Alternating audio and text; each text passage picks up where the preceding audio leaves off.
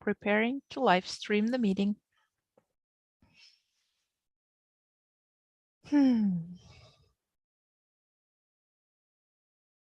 Done.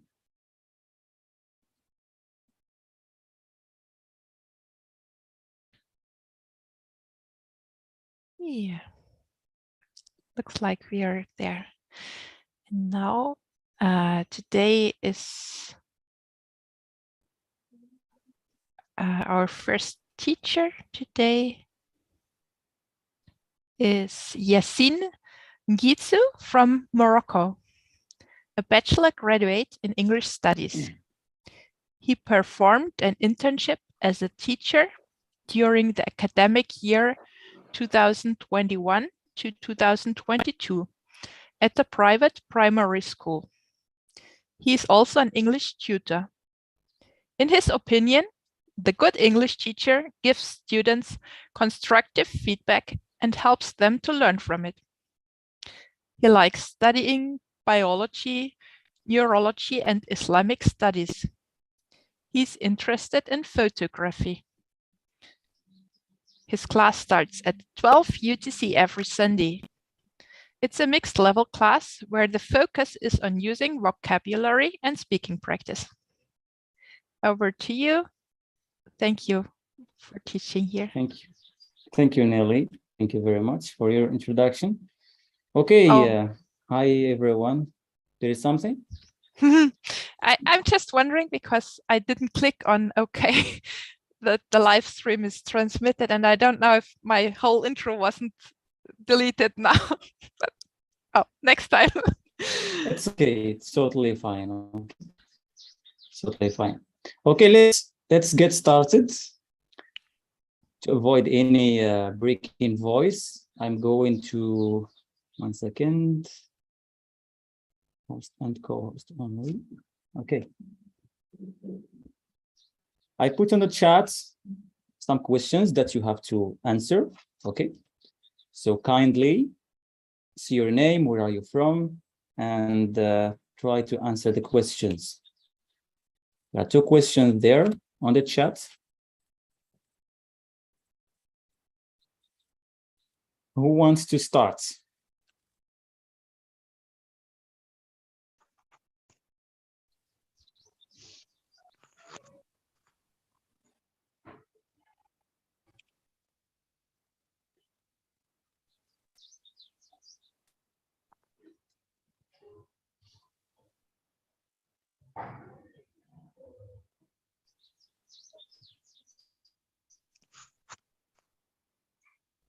Okay, say your name, where are you from? Say if you can answer the 2 questions. Have you ever participated or seen a debate? What makes someone a good debater?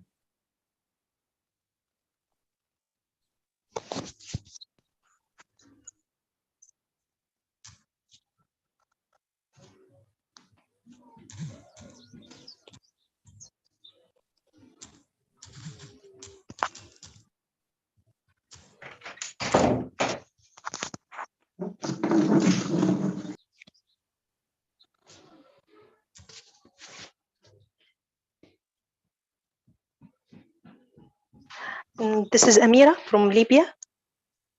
About question, I think my field, I can't remember, I couldn't remember if I entered to the doing any this type of debate, but I think in my field we different as a decision maker, maybe when meeting a lot of doctors and all of them give opinion, and after that we get it the perfect one. I don't know if that's same or no.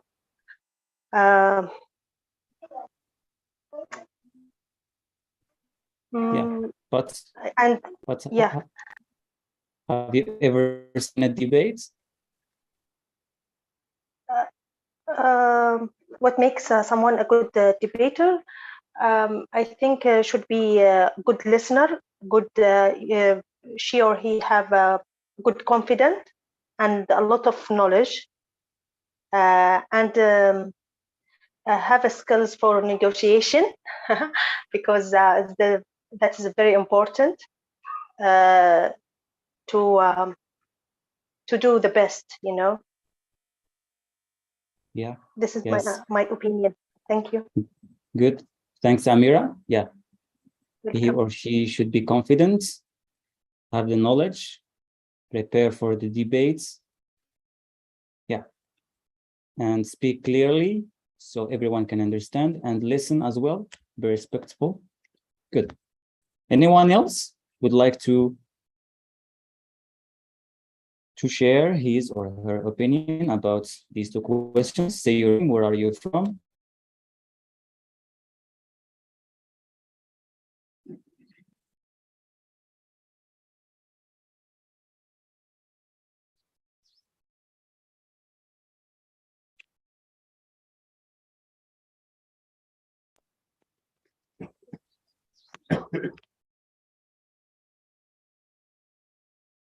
Noor, do you want to speak? Noor Khalik? Yes, I'm Khalik from Indonesia. And to be honest, I have never participated in any debate or any debate competition, but I have ever seen the debate mainly on television or YouTube, like uh, debate between president candidate like several years ago, uh, Donald Trump and Hillary Clinton. It is very, very competitive, I think, the debate. There are a lot of ideas that they present on the debate. And what makes someone a good debater? For me, the quality that makes someone good in debate is the people have to have such a critical thinking and logical thinking, and also uh, know a lot of data. So yeah, the so that the speaker or the debater can how to say it, how can Convince. Maybe you want to say convince the other opponent. convince the idea of the other speakers. So the debater can win the argument in the debate. Yeah, thank you. That's all from my perspective. Great. Thank you. Thank you. Thank you to you as well. No, thank you very much. Anyone else would like to please kindly say your name, where are you from? And he or she will be the last one, I think, to move to our activities. Hi, this is me, Saiba from India, Jammu and Kashmir. Yeah, go ahead, Saiba. Next question is, yeah, I have participated in a debate.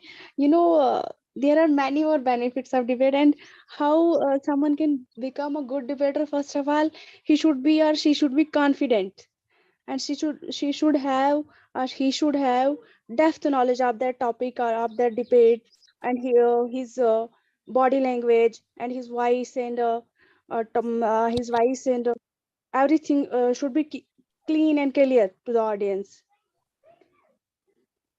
so that he or she will be accepted, and he should be calm. So are you finished, Saiba? Yeah, I have finished. Great, thank you. Okay. Before we start, I would like to inform you that if it will be possible. There will be a topic, and I put on the chat if you want to participate on a mini debate. There will be a mini debate during the session. So if you like to participate, please raise your hand as I put on the chat. The topic is there. Can you, Mukhtar, can you read the topic? I put it in the chat.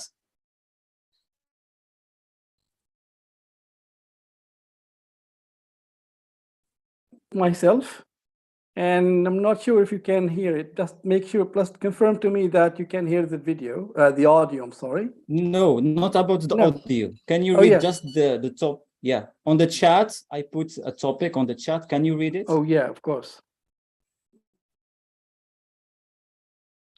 The debate topic, Yeah. our reliance on texting has damaged our ability to have important face-to-face conversations.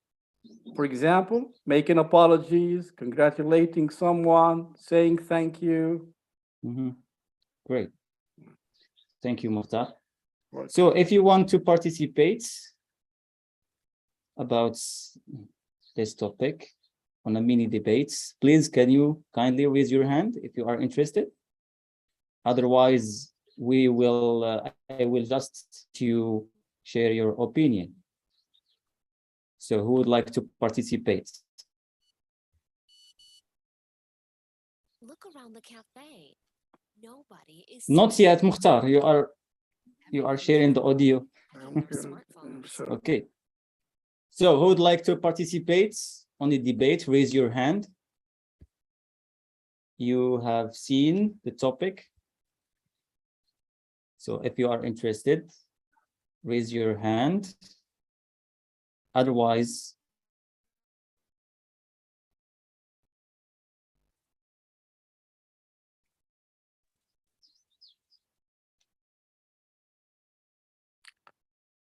This is Mukhtar from Tunisia. yeah.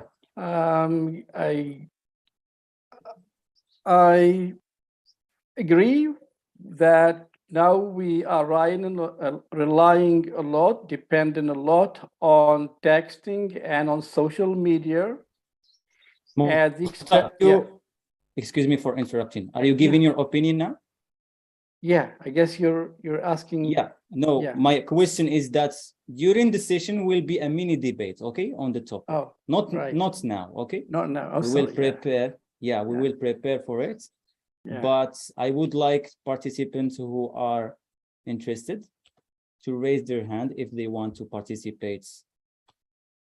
Is it clear? James, you are raising your hand. Are you for or against?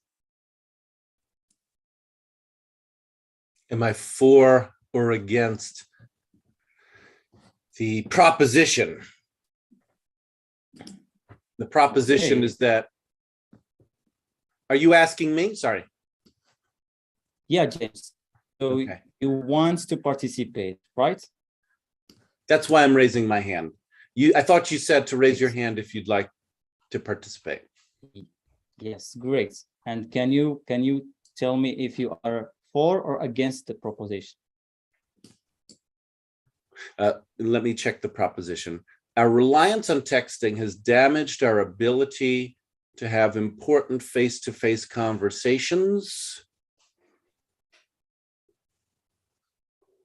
I am against it.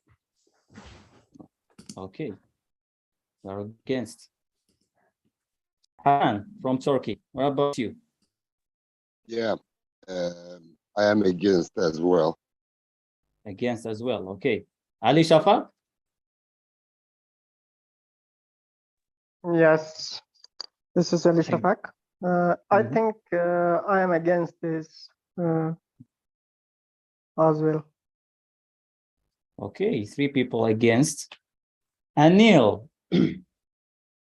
What about you, Anil? Is that your name?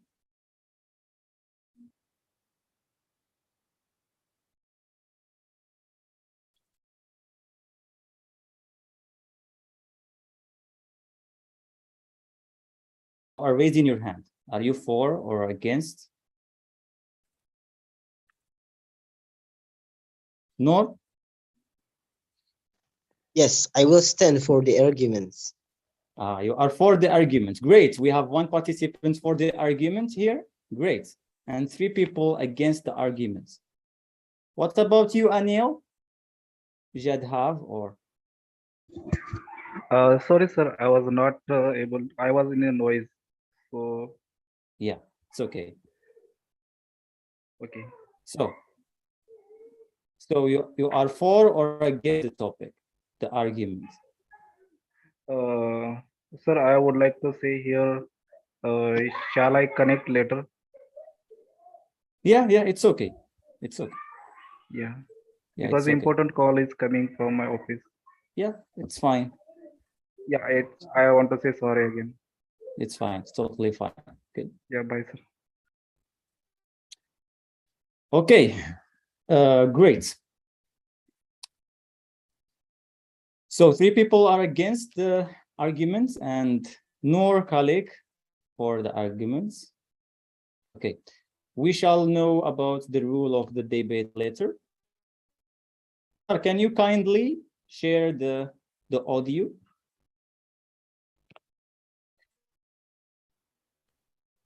And don't start it. Yeah, just confirm to me that it works. I mean,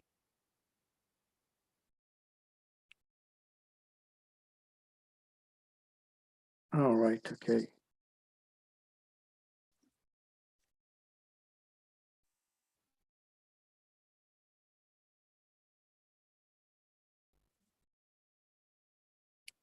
Just to give it a start to see if it works. This is the first time I do that. Is it okay? Does it work, Yasin? Yeah. Good. Okay. Okay, everyone, we are going to listen to the audio. Listen carefully. And we will do some activities. Okay, Mukhtar, can you? Yeah. Look around the cafe. Look around the cafe. Nobody is speaking to anyone. Everybody is just sitting and checking their smartphones. I totally agree. They aren't even drinking their coffee. But you know, it is impossible to live without them. We all download music, send text messages, and use GPS and camera on our phones. Can you live without taking selfies? No, I can't. I really enjoy it, but I think we spend too much time on social media. What will happen to us if we carry on with this addiction? Let me think.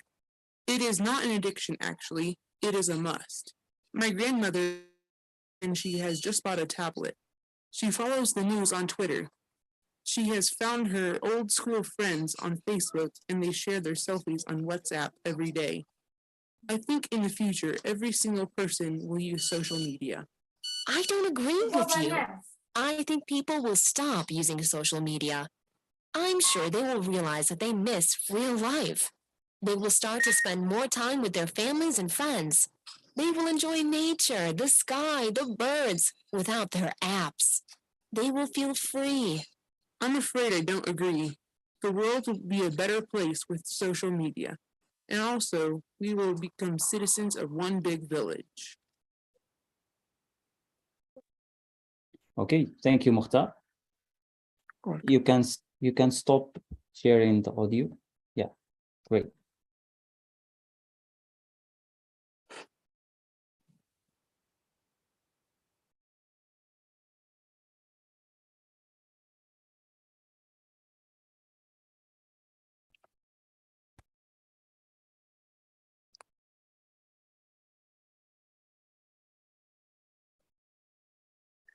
Can you read the question, Mukhtar, for the participants? Yes, please. One more. Right. So put the sentences into the order you hear. Yeah. Right? Yes. Okay. Yes. So put the sentences in the order you hear. Shall I read? Okay. Shall I read them all? Please. Okay. A, I think people will stop using social media. I am sure they will realize that they miss real life. B, the world will be a better place with social media and we will become citizens of one big village. C, they will start spending more time with their families and friends. They will enjoy nature, the sky, the birds without their apps. They will feel free. D, I think in the future, every single person will use social media. E, we download music, send text messages, use GPS and camera on our phones. Can you live without taking selfies? F, look around the cafe. Nobody is speaking to anyone. Everybody is just sitting and checking their smartphones. G, no, I can't. I really enjoy it, but I think we spend too much time on social media. Thank you, Mukhtar. Good. I am going to play the audio file one more time and stop many times. So you can your name, where are you from, and we are going to the sentences in order, okay?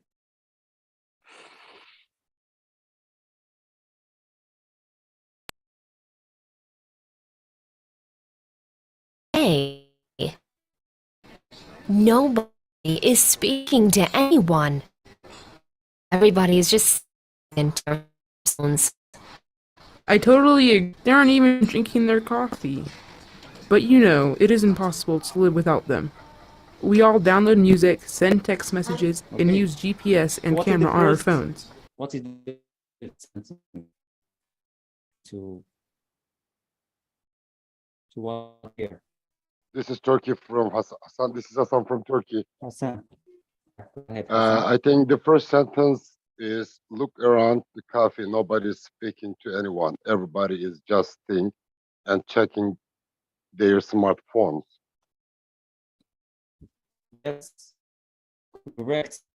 Hassan. What is the second one?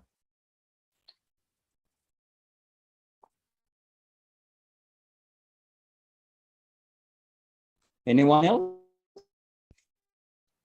The second one. If you want, I can go on. Yes, do the second one, Hassan. It's okay. I'm not sure, but the second sentence. We download music, send text messages, use GPS and camera on our phones. Can you live without taking selfies? Yes, great. Yeah, this is the second one. Okay, let's continue the audio.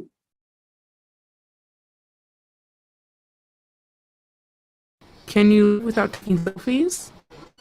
No, I can't. I really enjoy it, but I think we spend too much time on social media. What will happen to us Okay. if we carry on with this addiction? Anyone else? What is the third one? The third sentence. This is Ali Shafak from Afghanistan. I think the Go third ahead. one is no, I can't. I really enjoy it.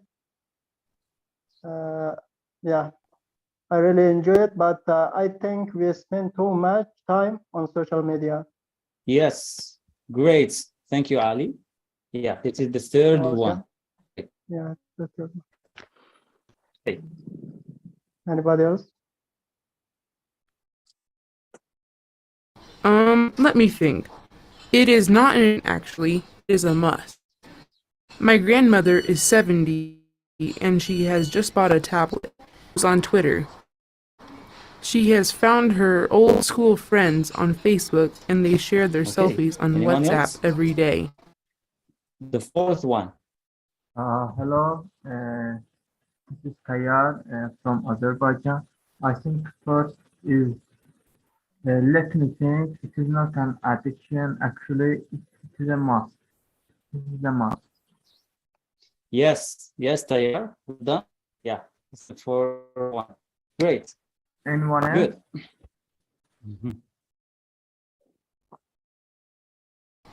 I think in the future, every single person will use social media. I don't agree with you. I stop using social media. This they want to support with families and friends. We'll enjoy nature, the sky, the birds, Okay. without threats.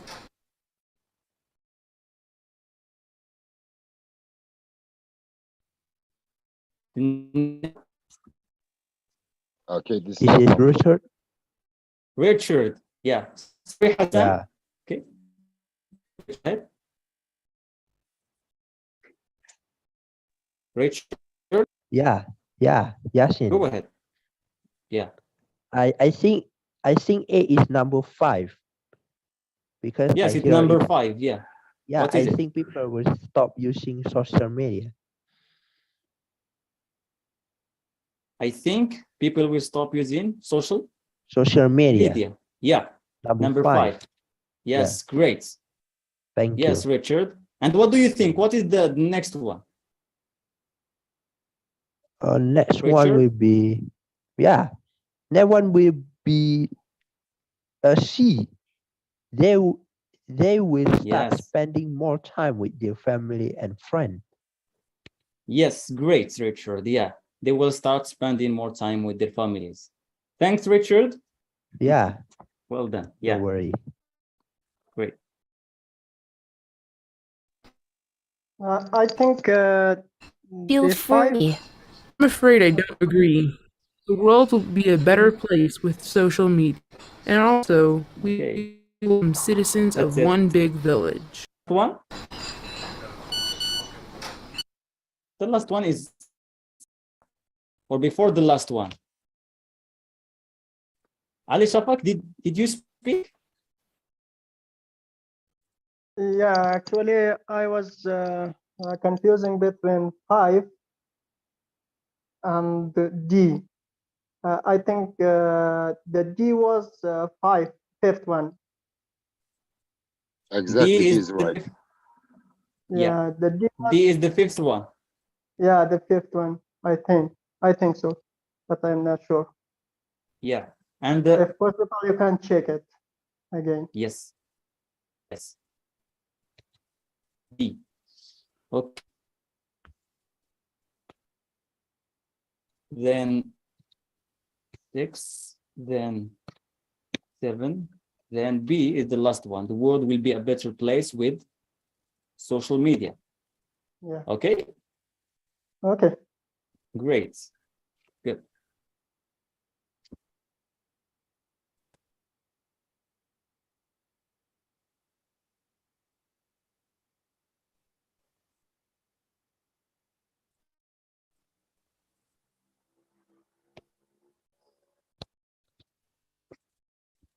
I put on the chat some expressions we can use if we want to agree or disagree or contrasting opinions. Can someone read them on chat? Sure, Yasin. Yes, Richard, go ahead. This is Richard. Learn the following expressions. Agreeing. I absolutely agree. I agree completely. On the whole, I agree. I see your point. You have a point there. I couldn't agree more. I see what you mean. Disagreeing. I'm sorry, but I can't agree with that. I'm afraid I disagree. That's not how I see it. The situation. I don't entirely agree. The fact don't support that position. Contrasting opinions. Yes, but on the other hand, that may be. However, I see your point, but you raise an interesting point. However, I agree to an extent, but perhaps, but Perhaps. don't you think? Don't you think? Okay. Yeah. I am going to share the screen again, and we'll do the next activity. Mukhtar, you read the task or the question? Yes. Okay. Tick the correct one. Who thinks that? You have the girl or the boy? Shall I read the first statement? Yes. Okay. Yes. It isn't possible to live without smartphones. Is it the girl or the boy?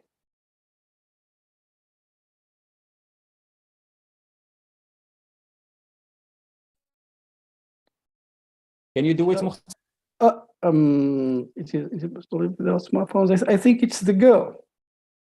It isn't possible to live without smartphones. It's the boy. The boy. I'm sorry. It's the boy. It's the boy. Yeah. Mukhtar, can you use some of the expressions and agree or disagree with these statements? Right. It is impossible. I would say. I mean, use the expressions if you like. I would say. I would say. I don't agree that it isn't possible to live without smartphones. Okay, thank you, Mukhtar. Anyone else? The next statement? This is Richard. Go ahead, Richard. Yeah, sure. I think people will stop using social media. I disagree. You disagree? No, who said that? I think people will stop using social media. Girl or the boy first? I think both Richard? girl and boy are play a social media. Really? Both of them? Yeah. Nowadays, boy and girl play social media. WhatsApp also social media. We can use for text call and video call. Yes, or but Facebook. Richard, Yeah. In the audio that we heard, who said that people will stop using social media? The boy or the girl? The girl. I think the girl. Yes. Thank you. Yeah. Thank you. Anyone? No worry. Anyone else? Yes, this is Muhammad from Egypt. The third one is I really enjoy taking selfies. I think that girls who are interested in taking selfies, girls, Yes. not boys. Can you use expressions, Muhammad? Can you use one of the expressions? Do you agree or disagree with this? I agree with this point because people like enjoying their selfies by taking pictures in every occasion, especially if it is a happy occasion. Yes. Thank you. Thank you, Muhammad. You are welcome. Yeah. Anyone else? The next statement? This is Ali Shafak from Afghanistan. Ali Shafak. Yeah, go ahead, Ali Shafak. In the future, every single person will use social media. I can't remember exactly who said this, but I think the boy said. I think. Yeah. Yes. Yeah. So I agree with this right now. If we saw everybody is using social media, even children. Yeah. Yes. Great. Thank you, Ali. Thank you very much. You're welcome. Anyone else? The next one, next statement.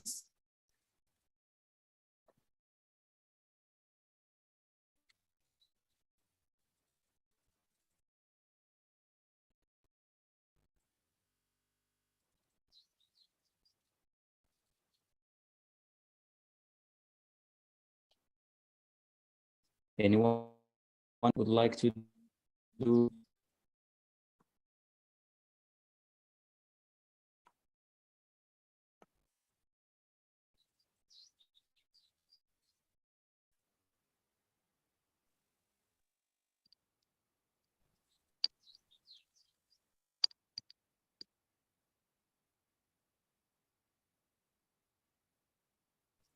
This is Tayar, Amira can from Libya.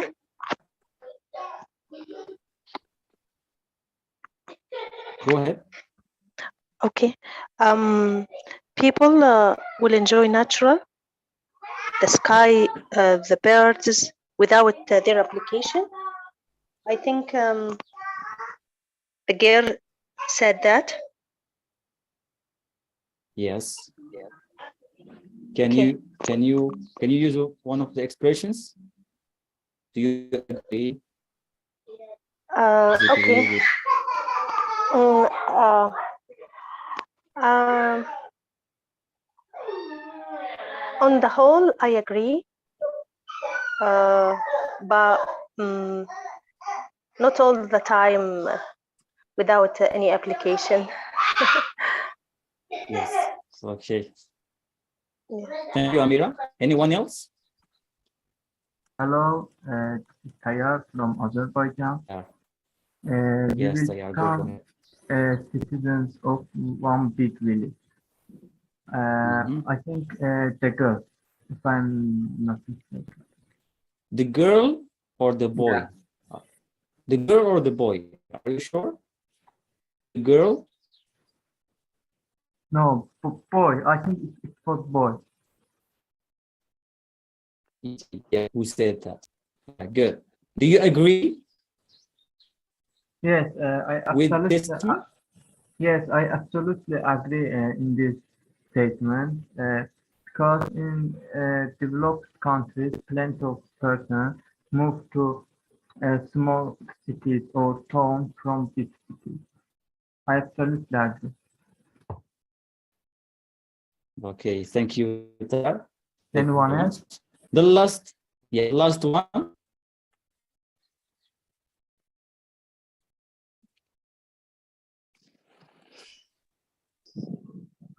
This is Richard. Yeah, go ahead, Richard. Yeah, I think we spend too much time on social media. The girl. Yes. Yes. The girl. Yeah. The girl. Do you agree with these statements? Yeah, Richard? I agree. I agree. Okay. Mm. Great. Yeah. Thank you. Yes, thank you to you as well. Okay. So we reach the main activity, which is the mini debates. James, you are the first one who raised his hand to participate, okay, against the topic. Are you still willing to participate? I'm still willing to participate. Yes, okay. And who was I think for the topic? I think Noor. He's gone, maybe.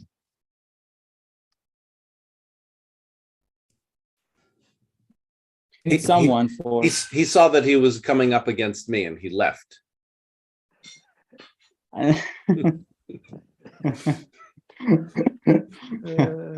Mukhtar, would you like to participate? I'm afraid I can do both. Well, I'm afraid of James, of course, but I'm afraid I can co-host and participate. Yeah. No, it's okay. Just don't. Yeah, never mind about co-hosting. Okay, I can manage it. If you would like to participate, that would be great. What do you think? Yassine? Yes, Amira? May I ask, can you, I can't understand the game, and I want debate against James, but I can't understand the question. Which can question? You, yeah, do you mean debate about the topic of the debate? I can't get it the real information about this point. Yeah, okay. It's like what we heard in the situation in the audio. Our reliance, it means our overuse of social media, okay, make us depend on more on apps and forget about interacting with people, for example, face to face.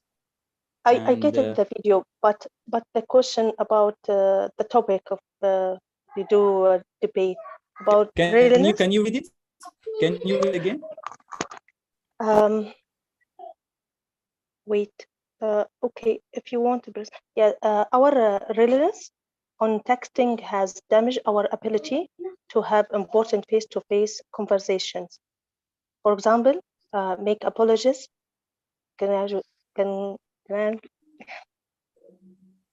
Yeah. This is the difficult word for me. Congratulations. Yeah. Congratulating someone. Yes. Congratulating someone. Yeah. Yeah. And saying thank you. Yes. Sure. Reliance means dependence. Okay. We are depending more. Dependence more on social media. Okay. We are depending more on social media using apps. Okay.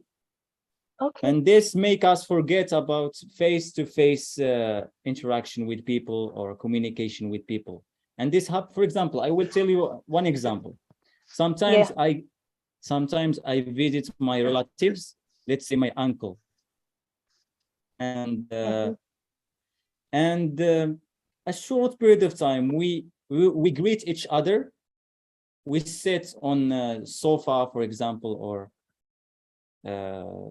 and we start speaking, and everybody just bring his or her phone and start texting. Okay, we forget about using the moment to share, communicate with each other. Okay. Okay. Did you get it, Amir? Yeah, I think I get it. The whole point. Yes. It's totally fine. Okay, we can. I see that Rahma as well as Rahma. Are you for or against the topic? I'm against the topic. Or against the I'm topic? an opposer. Yeah. Okay. Mukhtar, could you participate? Fine. Okay. I would like to make it like a model. Okay, like a model. Okay. Or all right. Yeah. Fine. So you are for the James is against the topic, Yeah. and you are for the proposal. Okay. I think so. Shall I start? Maybe. Yeah. Let me first. Okay. Yeah. This is the suggested time limit. I hope you understand it. Suggested time limits. Learner A and learner B, 2 minutes for each learner's opening argument, 1 minute to present the point, to show the evidence, 1 minute for the opposing learner to respond, okay? And 30 seconds to respond to the counter argument. Don't you think that 2 minutes is too long? Too long, or? I guess, I mean, 2 minutes, but it's fine. Okay, let's give it a try anyway. Too long? You can. What do you think, James? I agree with Mokhtar. I would like to gang up on you and argue about the how you're framing the rules of the debate. Yes. Yes. Okay. Right. And my argument against it is that I've only been given the rules of the debate right now, so I'm just thrown into the deep end of trying to get my head around what the structure of the debate is and how I can fit myself into it. May I jump in? Is James an opposer as well? Huh? Is James an opposer? Yeah. Okay, that's good. It's advantageous to us. Yeah, yes. I'm taking advantage of the time. So thank you, Yasin. Okay, so yeah, they will argue, both of them. And everyone, we have to observe, okay? And we will vote like who is the winner, who were more convincing. Okay, so let's observe and see. So shall we start, James? So And, my opening argument, I have 2 minutes. Yes. And shall I time myself, or is somebody going to time me? I will time. You're going to time me? So tell me when my 2 minutes starts. Yeah. Yes. Okay. Great. Let's spotlight everyone. Spotlights. Okay. Here we are. So James, you can start. Okay. Text is a tool to review my thoughts. And when I put my thoughts down in a text, in text, I can reflect and better understand what I think. I can also use that tool to share my ideas more widely. Right? A lot of the ideas that I have access to are because people hundreds of years ago or hundreds of miles away have put their thoughts down in text form. And now I have access to them, whereas I wouldn't otherwise have access to those ideas. It's not the only way. There are certainly benefits to having live conversation, voice to voice, face to face. However, I don't see in any way that having access to many more people's ideas through the medium of text has in any way diminished my ability to think. It has vastly expanded my access to have conversations with people in a sense that are not even alive. I can read a book from 1,000 years ago and in my head have a conversation with someone who's not alive and consider their ideas, agree and disagree with them. And so that seems to me to be a huge benefit of text. I'm done. Yes, time's up. Thank you, James. Mukhtar? Right, James, I heard you saying that by texting people, you get some time to rethink about what you're writing down, and that gives you maybe better control of your ideas and how to say them. And that texting gives you also the possibility to share the ideas to more than just one receiver without needing to rewrite them or like in re-saying them again and again. Am I right? Yeah, and I'm expanding. I'm not just talking about texting as in digital texting, but I'm talking about use of text in general. Mm-hmm. Mm-hmm. Right, I see, I can understand that. However, by texting, it's true that it gives you time as a speaker to maybe think about your ideas before just sharing them or sending them. But this also, this can harm the instant reaction that the receiver can see, can get from your first words. I guess this is also part of the communication. When you say something, people can understand the way you're saying them in your first words. Very important, I guess. And sharing the ideas with maybe the same text with more than one person can be good. Yes, I totally agree with you, but it can also miss the particularity of receivers. When you share the same message with 3 or 4 people, maybe you need to tell the same message in different words or in different ways regarding or dependent on the receiver. I'm done. You're done. Okay. Yeah. James, 1 minute to present more evidence. More evidence.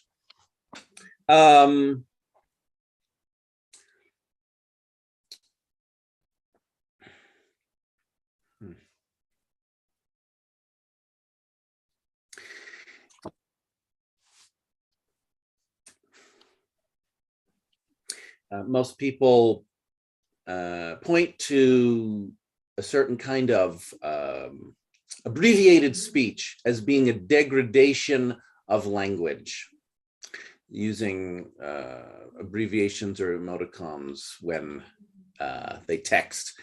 I see no reason to think that people who are doing that would otherwise be involved in using text. They're simply communicating as they like to do.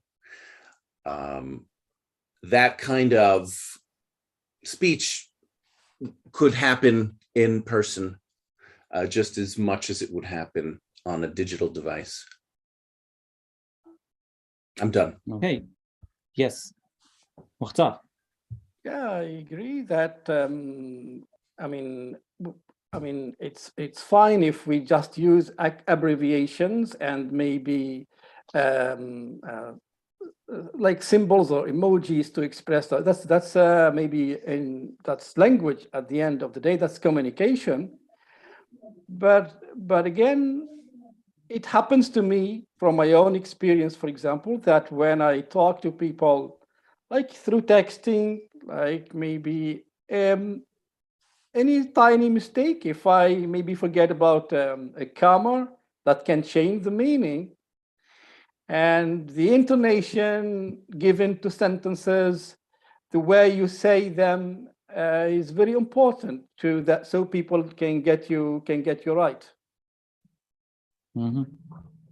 I'm done. James, Mukhtar said that texting, okay, or using the overuse of texting can harm immediate reactions. What do you think about?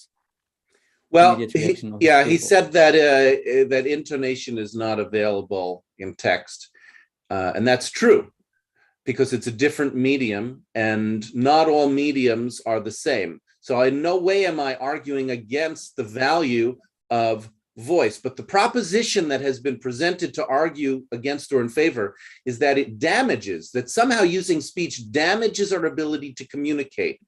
I am not discounting the values of live speech. I am asking, where is the evidence that it has been damaged? I haven't heard it from Mukhtar. Mukhtar has said that that our ideas may be misunderstood. Again, because many people are hearing our ideas and we haven't spoken to each audience member in particular how they must understand. Again, I don't see that as being any different from speaking live. If I'm standing on a stage speaking with my voice to people, there's 1,000 people, some people may understand, some people may not. I'm not addressing each person for their individually. So I just don't see the damage that has been claimed. It's been asserted, but it has not been demonstrated. There's no, I don't see a reason. How can you reply? Well, to James? Yeah. Yeah, I mean, if the message is meant to be for a mass, for a mass of audience, then I totally agree with James that there is no harm whether we just write it down in a book and let people read it, or maybe post it on social media. But if it is like a personal message, like I see some people, I'm not saying James, but it's very common in my country here that on occasions, people may just write a message like congratulations for, let's say, for an occasion, and they just send it to multiple receivers. That's what I was thinking about when I said that those messages should be personalized. And in my own experience, for example, whenever I receive a message from someone, like people share pictures to congratulate you maybe for your birthday, I like to write my own words. I see that they can fit better if when I write a personal message to someone, I think about that person in mind. I keep them in mind, then I write down a few words that fit them more than when I just share those emojis with people. But again, I agree with James that if it is meant to be for the mass, for mass audience, it's fine. Of course, it works better. James, last response.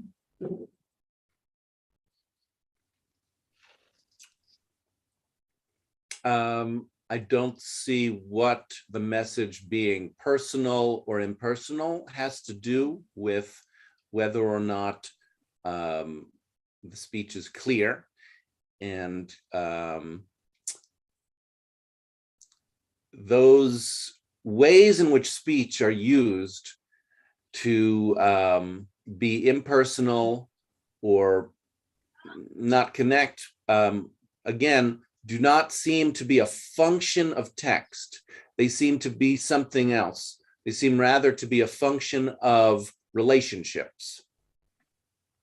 So if you can imagine a time before text existed, before written speech existed, you had people who might talk to someone or they might throw a rock at you.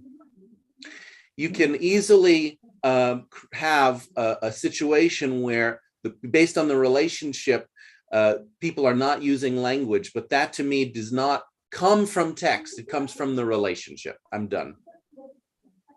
Last response, Mukhtar. Thank you, James. I was relating to James' second argument when I said that the text should be personalized.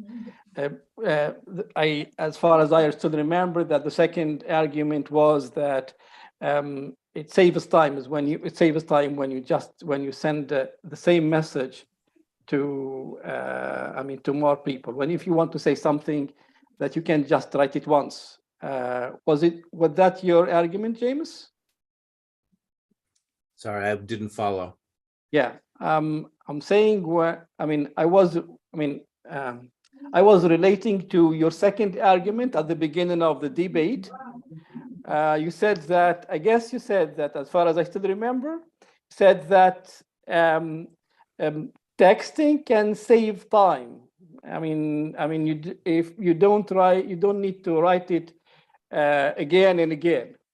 Was that part of your argument? It wasn't, but I would say that's true.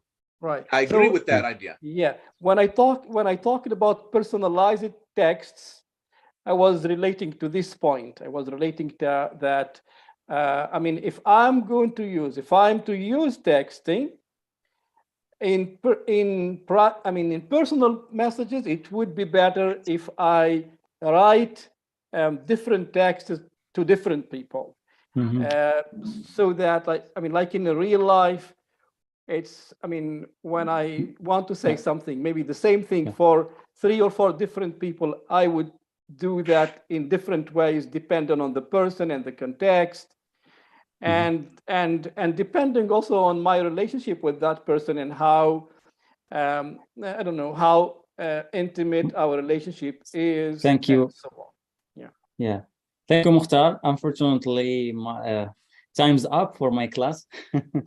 I would like to hear from other participants to vote for who won the debates, but it's okay.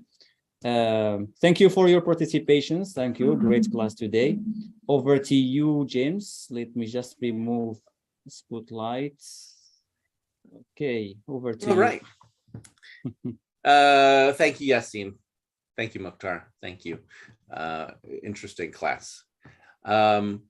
So now I will be hosting the students meeting. This is a meeting for students in the group to talk with each other without the interference of the board of directors or teachers or native speakers. And I'm happy to be the chair if that's what the students would like. I'm also happy to sit it out. If the students want to work it out themselves, just let me know, but I'm just going to start as the chair. And I'm sorry, James. Over to you. I'm sorry, James. How can I make you the main host? Go into the participants in the bottom. You have to go to the right list and then click on the name under more. Okay. Oh, okay. More, hit plus, yes. We have discussion, they have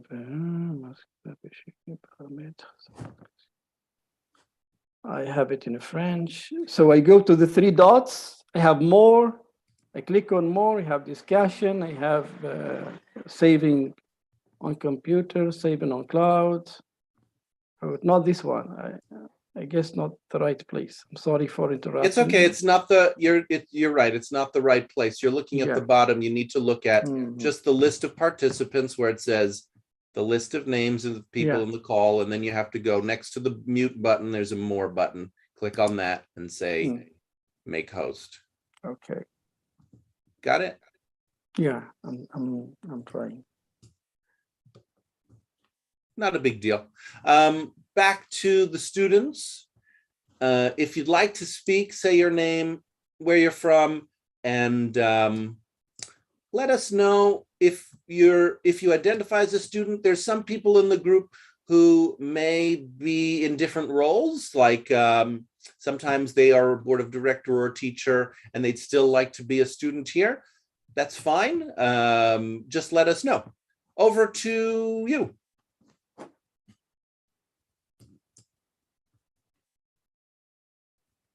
Hello guys, I am Anipa from Kazakhstan, and hello James.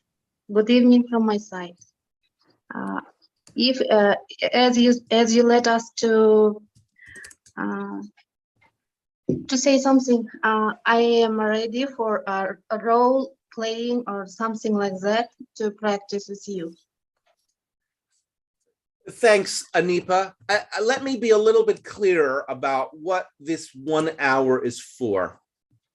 Because it's not for role playing, and it's not a class. I don't see this as a class, and I'm not here as a teacher.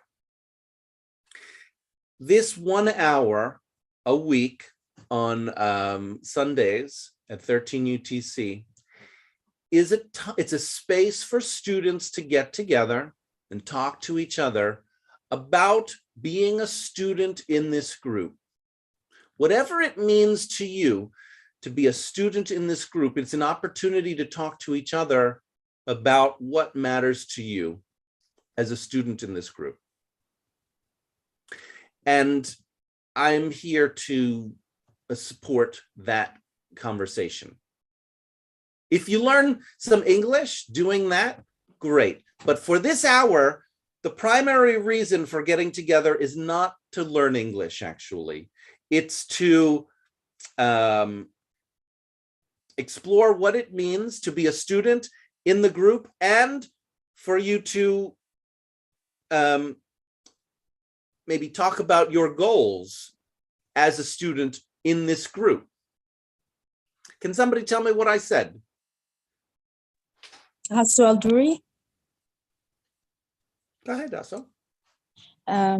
You said that this hour is not actually a class. You're not going to say something related to grammar or role plays. It is a time or a period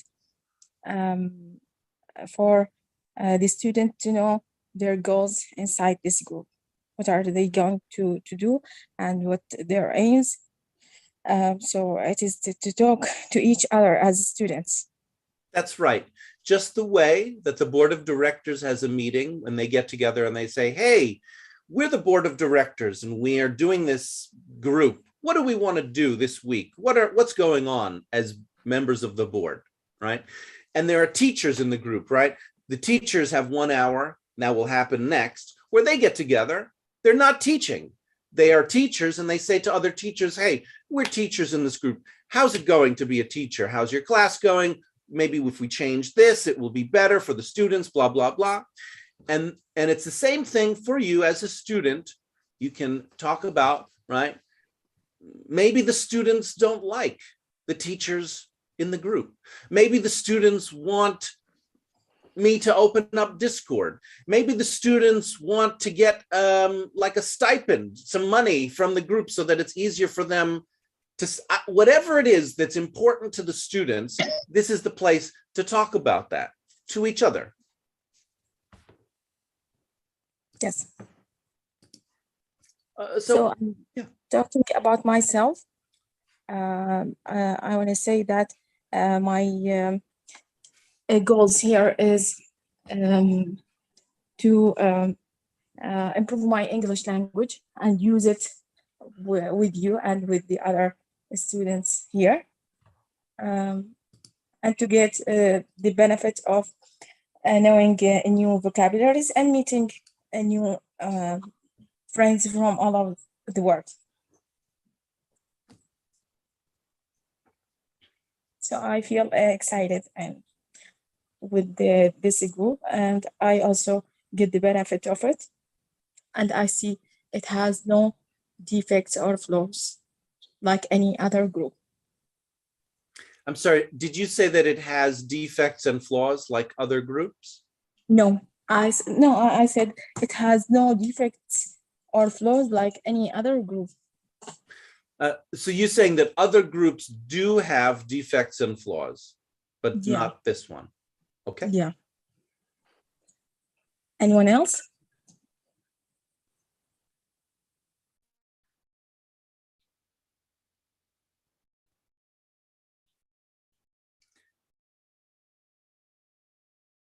Now, so and everyone, in a way, the classes that I teach are often for the students. And so it's fine if this 1 hour, turns out to be kind of very similar. So is saying something, she likes the group, she's saying anyone else and other people might join her. If that's something that you might be familiar with, it's totally fine to do that. It's also okay, what I'm saying is it's also okay for now to kind of take a detour, take a break from learning English and talk to each other for a bit of a different purpose, which is that you're students in a group, you're members of a group like a school. And when you're in a school, you're not always in class. Sometimes you're out of class working out what it means to be a member of that school, a student in that school. I know it might be a little bit hard to see the difference, but I'm just naming it just in case someone, if you do see the difference, you can do that. Otherwise, go ahead and join ASO.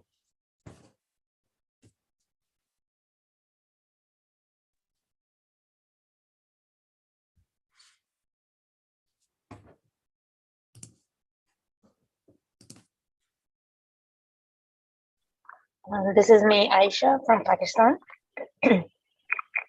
Aisha. So, yeah. Do you, actually, Aisha, hold on. Do you consider yourself a student in this group? Obviously, I do consider as a student as Not well. obvious. Not No, obvious. actually, there's no point like Aisha, like if even Aisha. you're learning as well. Okay. Not obvious. It's really not obvious, and that's an important point. I wouldn't ask if it wasn't obvious. And can I tell you why it's not obvious? Mm-hmm. There may be people here who have no idea what's going on. There may be people here who just joined for the first time. And I don't want to assume that somebody who walks in the front door is a student, because I don't know. I don't know why they're here. So I am glad that you know for yourself, absolutely, it's obvious to you, and you're sure that you want to be a student here.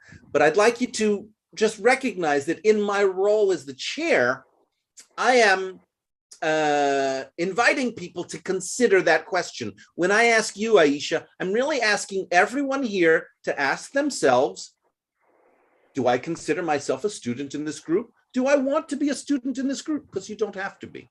Over to you, Aisha. Okay.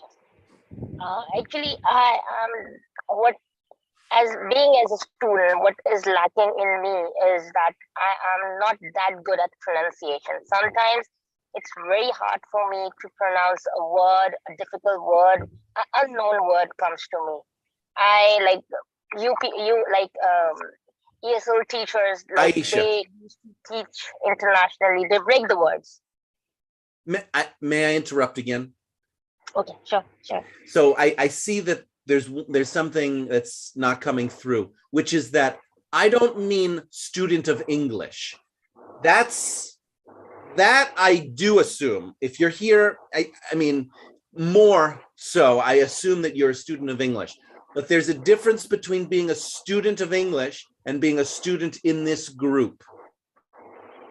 Just like you might be a student, it doesn't mean you're a student at Harvard or a student at New York University, right?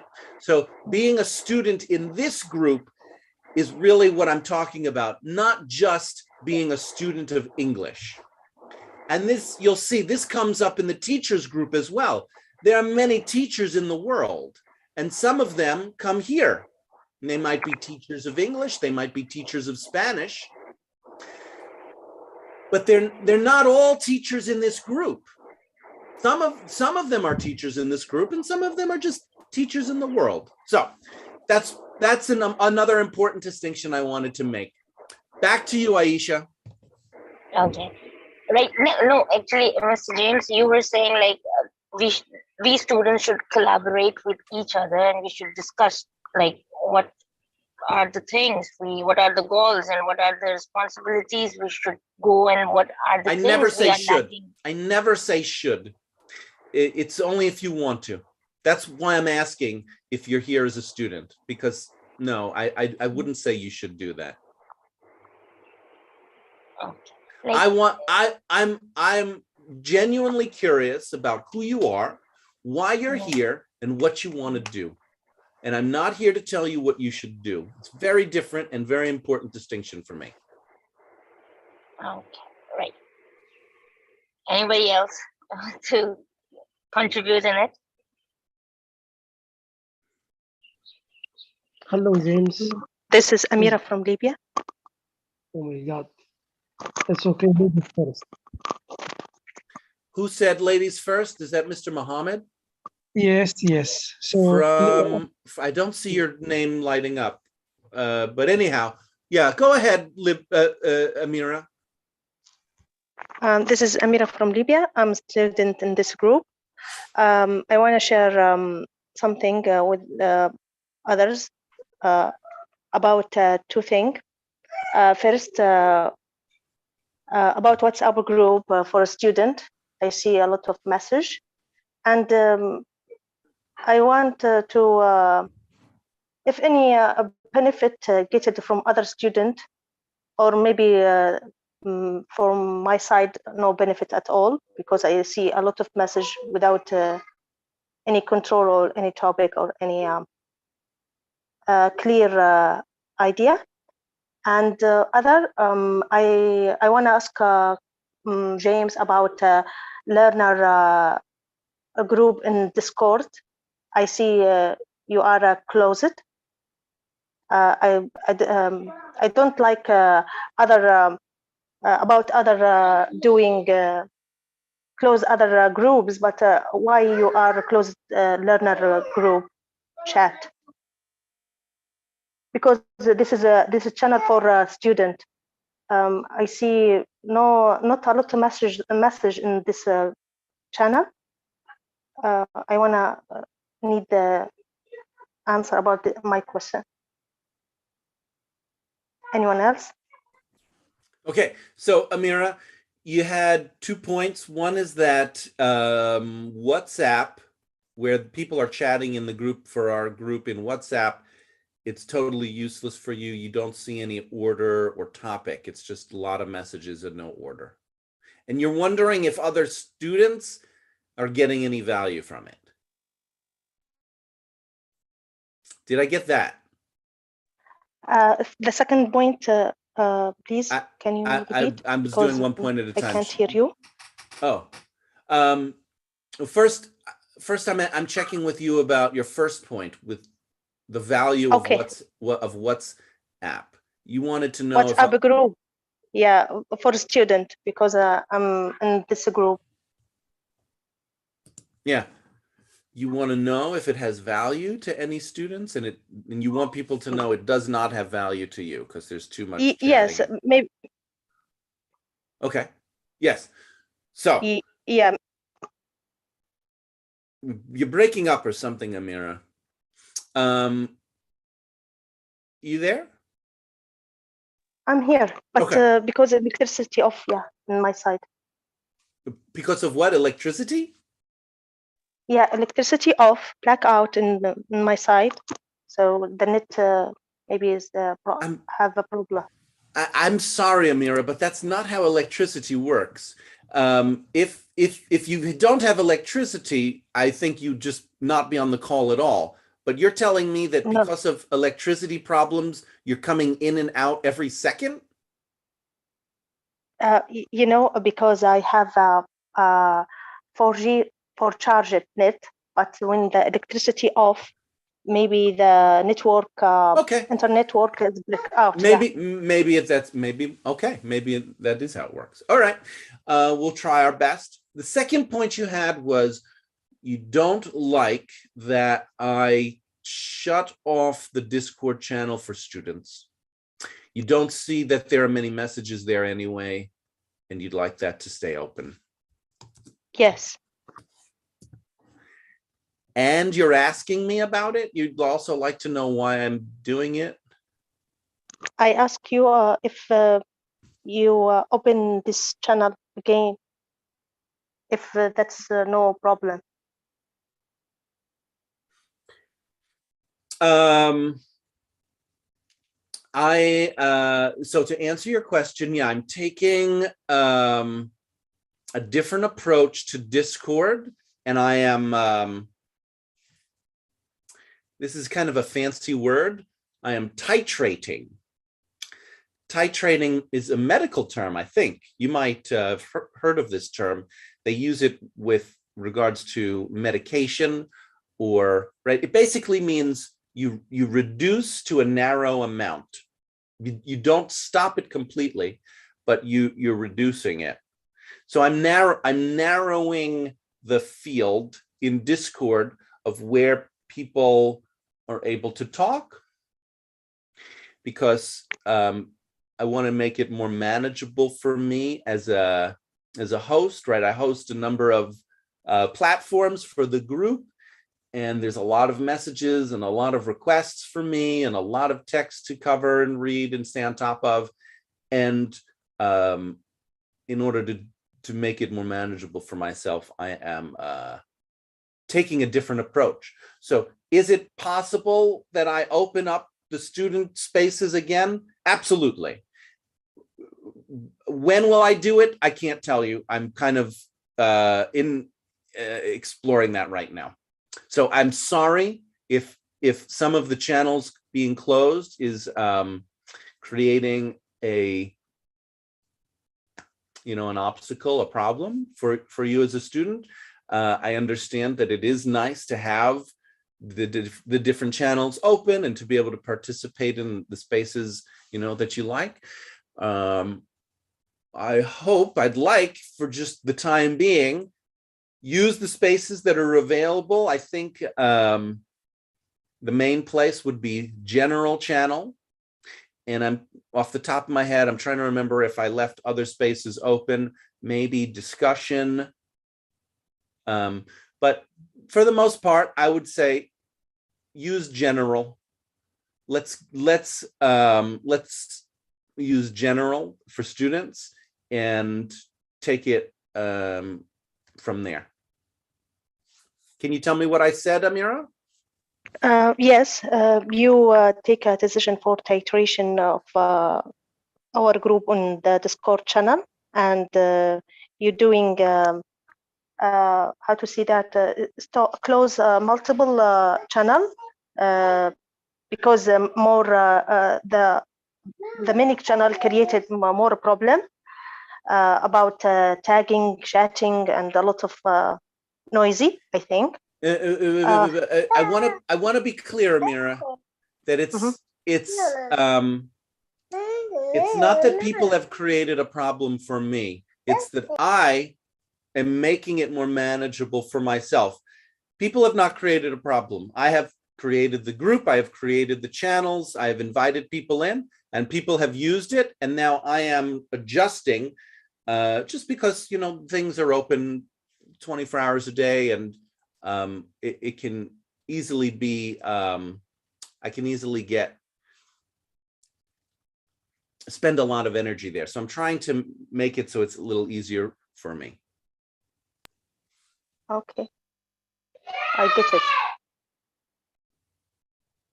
But I want to I really want to emphasize that point, that it is not a punishment for people using Discord incorrectly at all. Please feel free to use Discord as you like. It's my job as the space master and host in Discord to set the conditions so that it is just manageable for me and useful for the purpose of the group. And I don't always succeed in doing that perfectly, and that's why I'm attempting to adjust my approach. Can you get that last point, Amira? You said, can you use the openly and free this other channel open, like general and discussion? And you are doing that not as a punishment of people wrong use of a channel. You just managed the channel at all, yeah? Yes, thank you, Amira. Welcome. When I ask about this question, because I see, I would like to know who is student in this group. You know, how to dealing to each other, because when you are closed already, I think no more participated in this channel, but just for only because a lot of teacher, a lot of student, but I can't see who's talk about himself or herself as a student. You know, this my yeah. That's why I ask you about this open this channel. Okay, thank you. Amira, I want to reflect that you would like to know who is a student, and if the channel, student channel or learners channel, was open, then you could know more easily who is a learner. Yes, you are right. Thank you. Back to the group. Back to the students.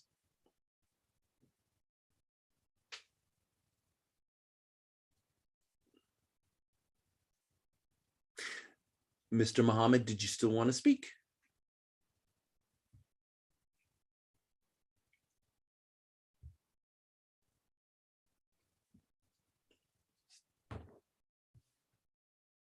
I don't see Mr. Muhammad. So anyone else want to speak?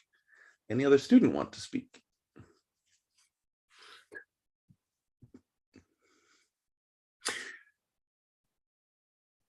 Do you want to join Amira on knowing who is a student or who wants to be a student in the group?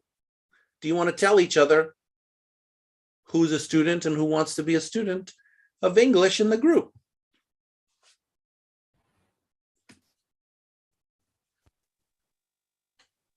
This is Ali Shafak from Afghanistan.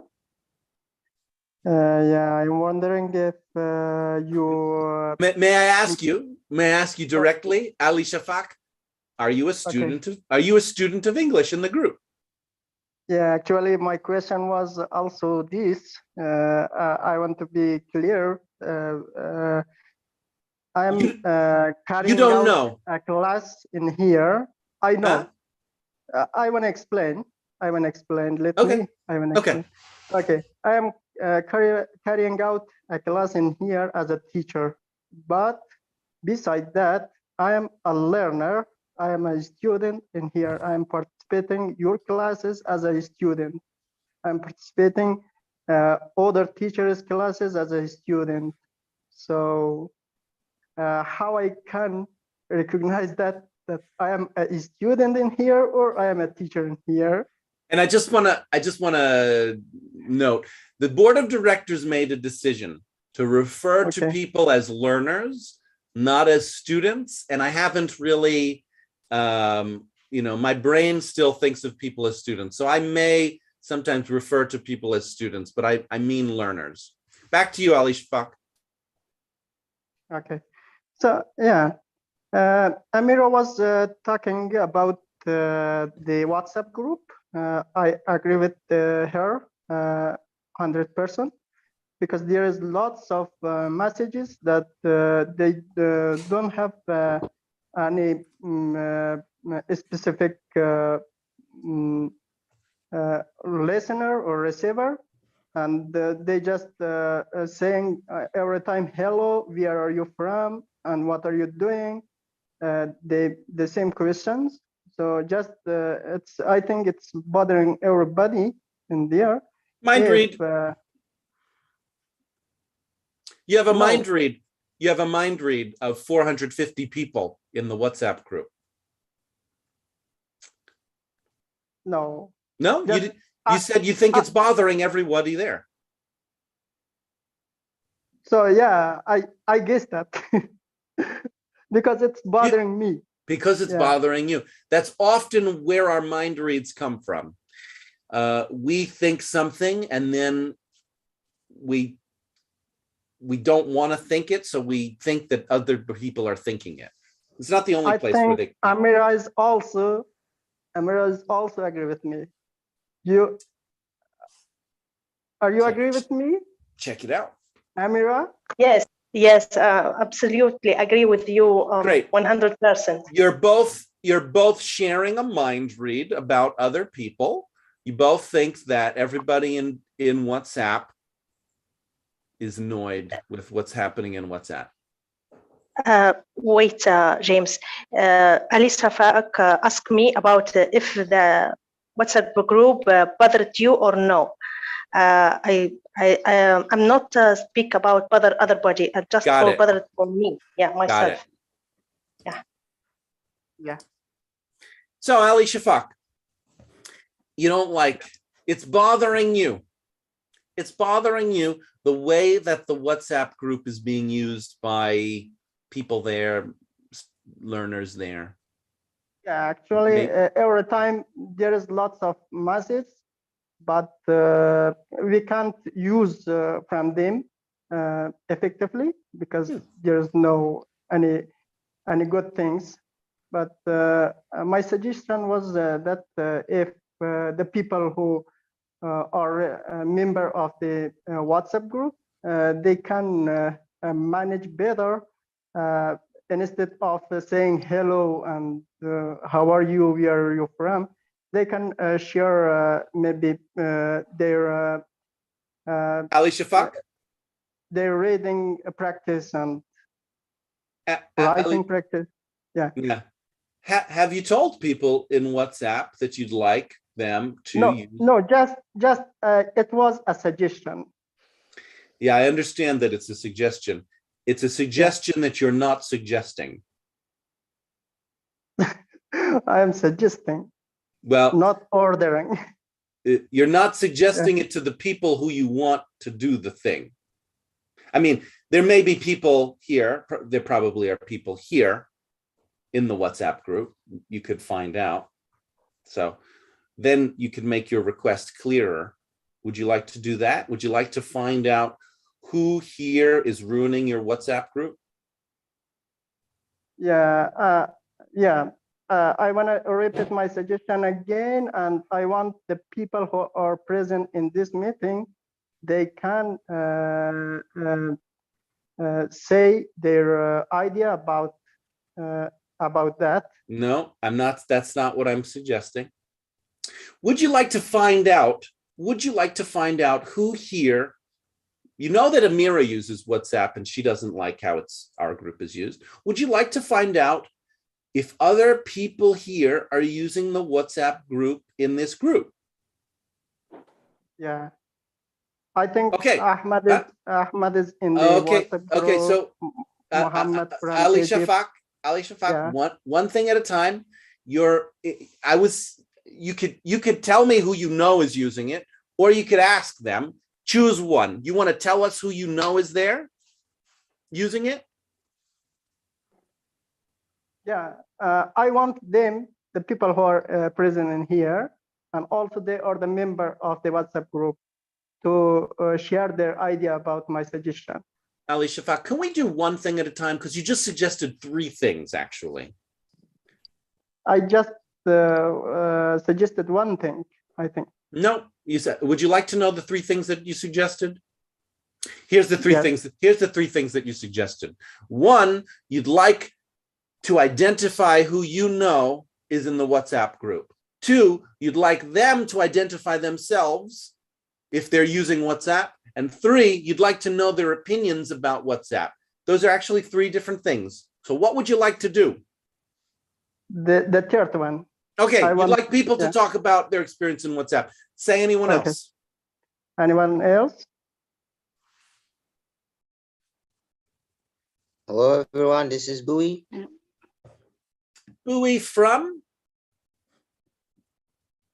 From British Columbia.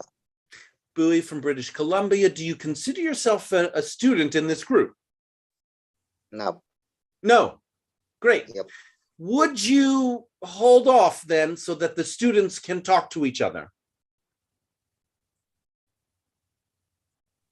Would you just for now, until you know your role in the group? I'm guessing you're not a teacher. You're also not, are you a native speaker of English? Yep, all right. You are. You said, yep, all right. You're a native speaker of English. So it's a little bit different. This meeting is for students. So would you just, for now, just listen? Thank you. All right. Any students who would like to share their experience? Yes, shall I? I don't know who's speaking. Rania from Egypt. Rania from Egypt. Do you consider yourself a student in the group? Yes, I'm a student in the group. Great. And I support the opinion that WhatsApp bothering me. Yes, a lot of messages. Yes. For approximately 500 message and no use and no benefit from very talkative people, and no idea we can discuss together. Just some people bothering the others on private and others respond. Actually, I'm in the WhatsApp group just to catch your message, Mr. James, but you're ready to participate. I just on the group because of you.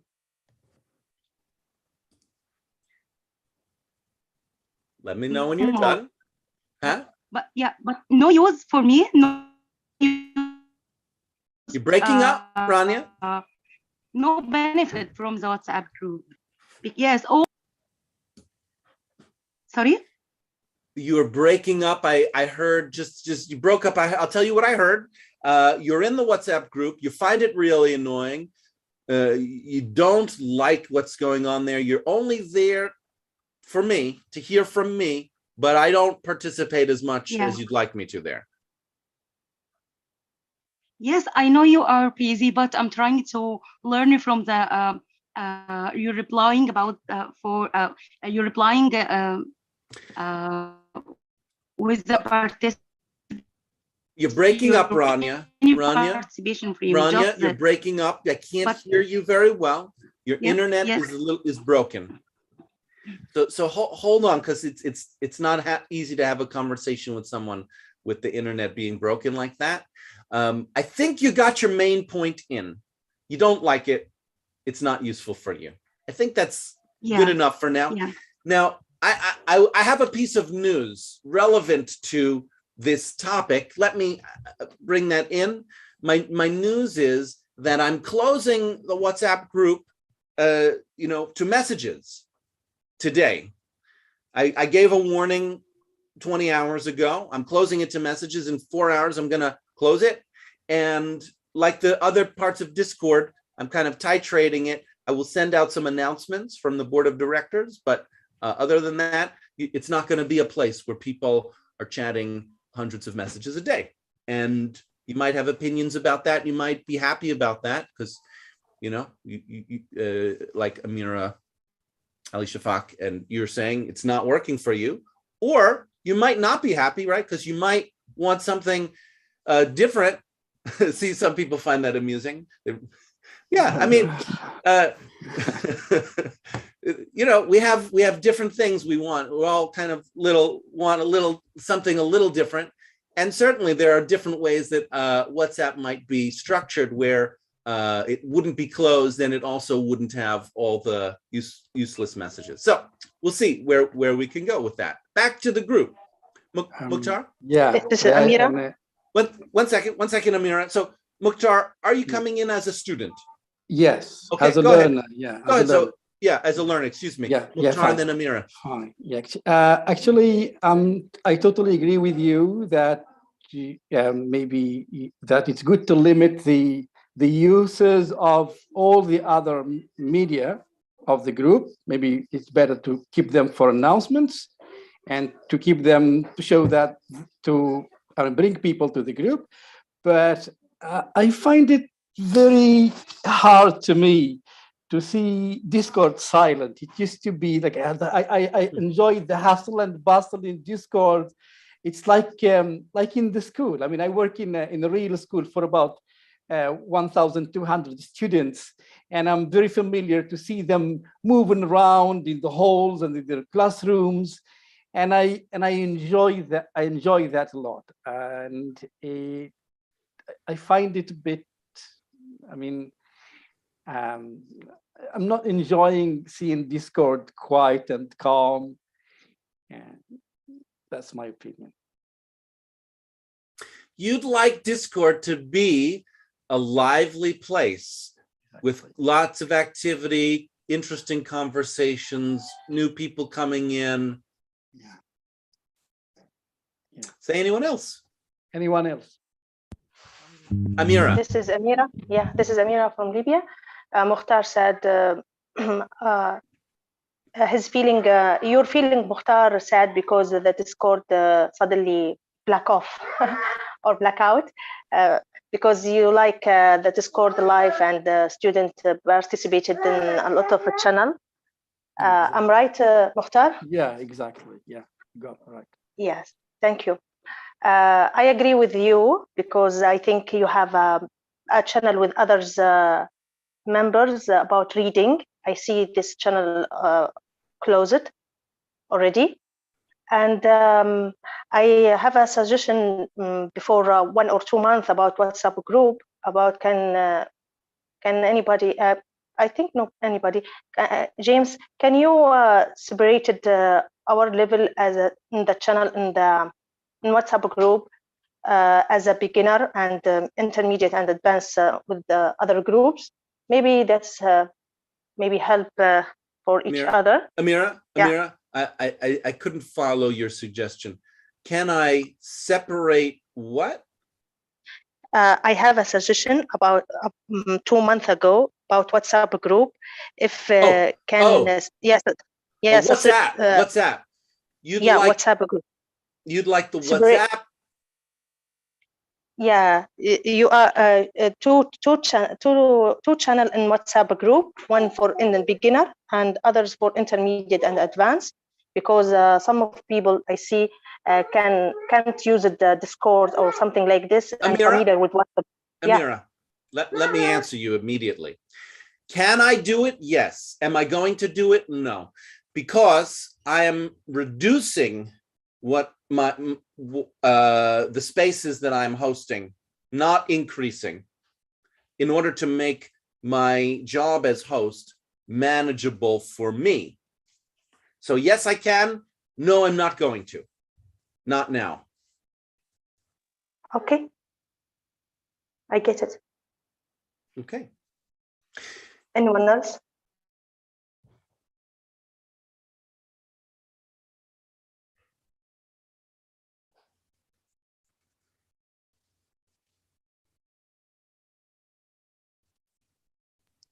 Rahim, Indonesia.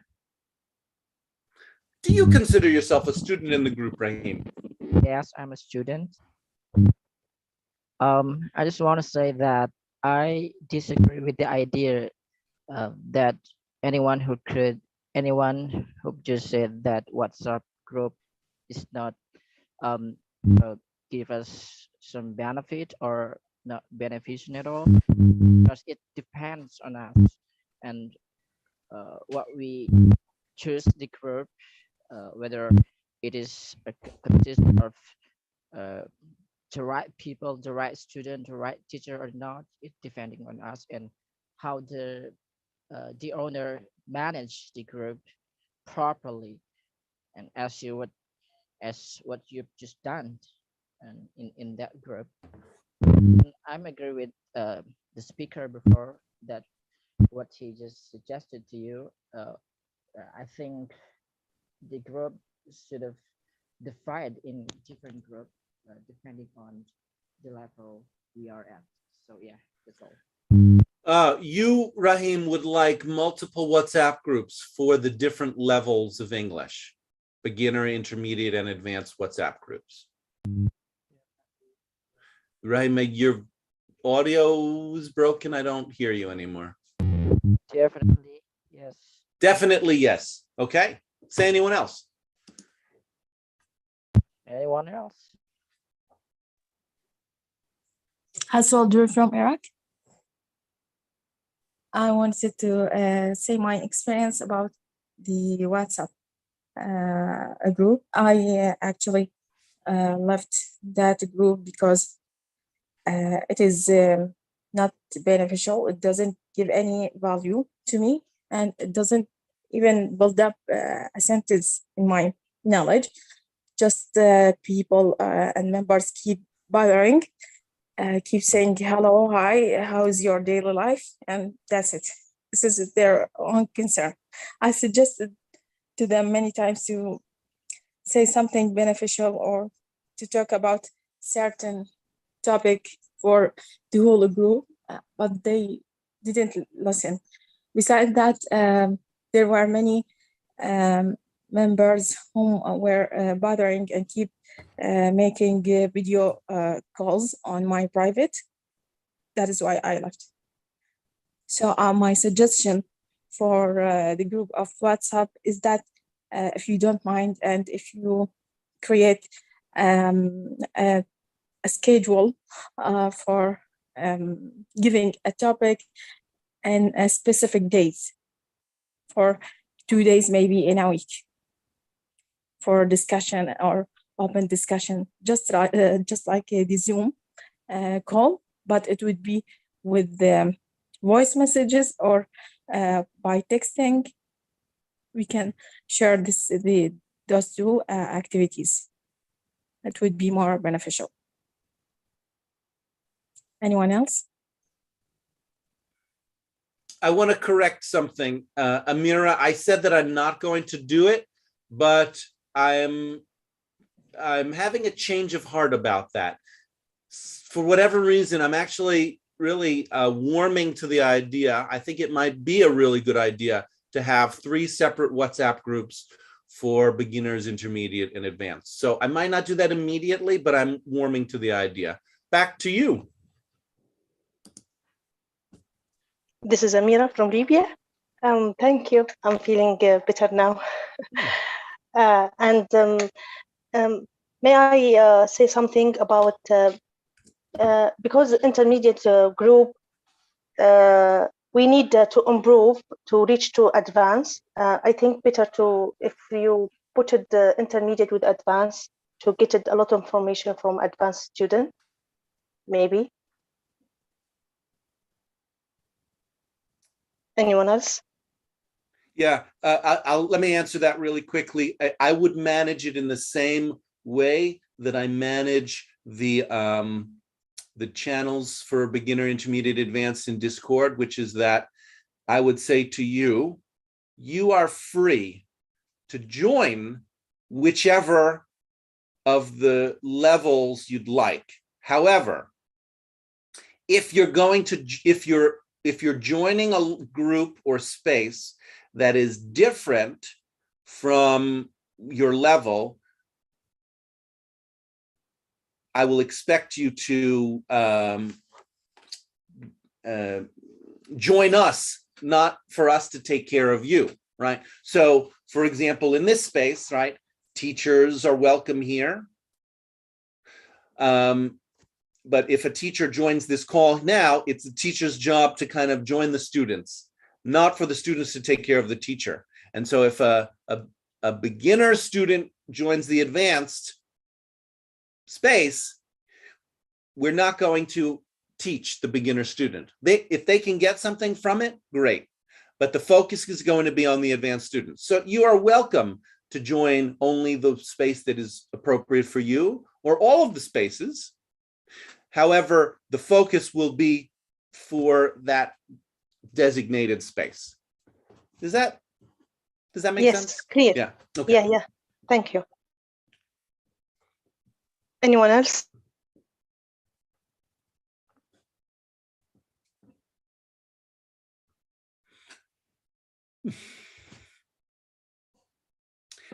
We've got 12 minutes, and I want to check in with the silent subgroup.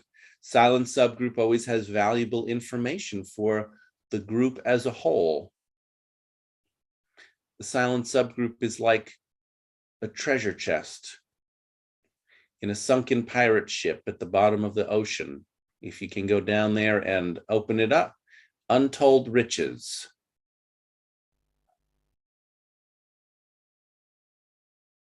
Would anyone who's been silent like to say something?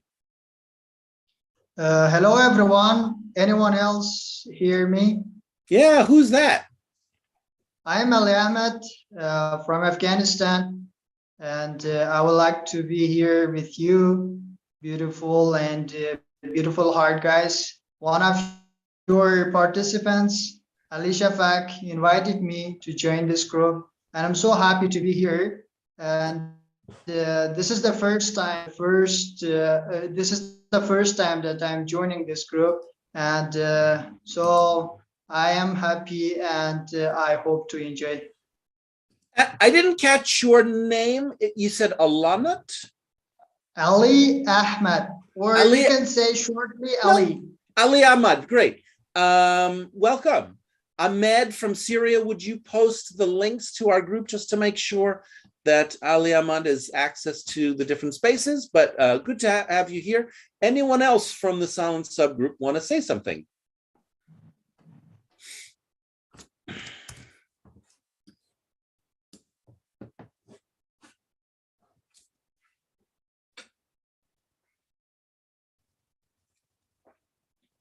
People who have been silent, for example, Islam Azizi, Annabelle, Adriana, Jairul, Yannick James, Ramma, Asir, Sudam, Maruf, and Dalich, Marianne from the Philippines, Tak Kin, Nani, Claudette, Bill, Ari, Eric, Arjuna, Aisha, MD Danish, Rafi, Yassine, Anton, Fresnel, User. So many people in the silent subgroup. Anything? Hi, James. Yeah. Who Hi, said this hi? is Arjana from Indonesia. I'm sorry, who? Abdullah? This is Arjana from Indonesia. Arjana, okay. Yeah, okay. Hello, everyone. Good night from my side. This is my first time to join this students meeting. And thank you, James, for providing us space to talk to as the student here in this group. I also would like to, say my idea about the WhatsApp group as one of the platforms that you provide us as the student here. I personally feel that this WhatsApp group sometimes is really useful for me to learn something, because whenever the discussion or the conversation in the WhatsApp is related to the content of learning English. For example, like I once found Usamas as the one of the teachers encouraged the student to practice how pronounce the word, difficult word in English, and I found it is really interesting. But it's not, I found it sometimes also it's quite annoying, like what others mentioned earlier, because when I engage myself into the conversation in a group, and after that there's always like random numbers is calling me randomly. Like there are some scammers trying to message me and asking money from me, and it's really quite annoying for me. And the other things that I found that WhatsApp group is not really effective. Whenever you or other teachers post some important informations that you cannot like follow which one of the message is really important. So that's why I just decided to go to the Telegram, because you can pin a message there. And yeah, I think it's more helpful for me to join the Telegram as well, so I can see the pin message. And about the Discord, since I'm not really familiar using Discord, so I just need time to see how it works and to get, because I just see too many channels there, so I just need to go through it and get which one of the channel which is useful for me as the students there. Thank you, James. Arjuna. Thank you. Ahmed, please just note you didn't send the links to the group. You send them to me in private. Please send them to the group. Anyone else in the silent subgroup want to say something?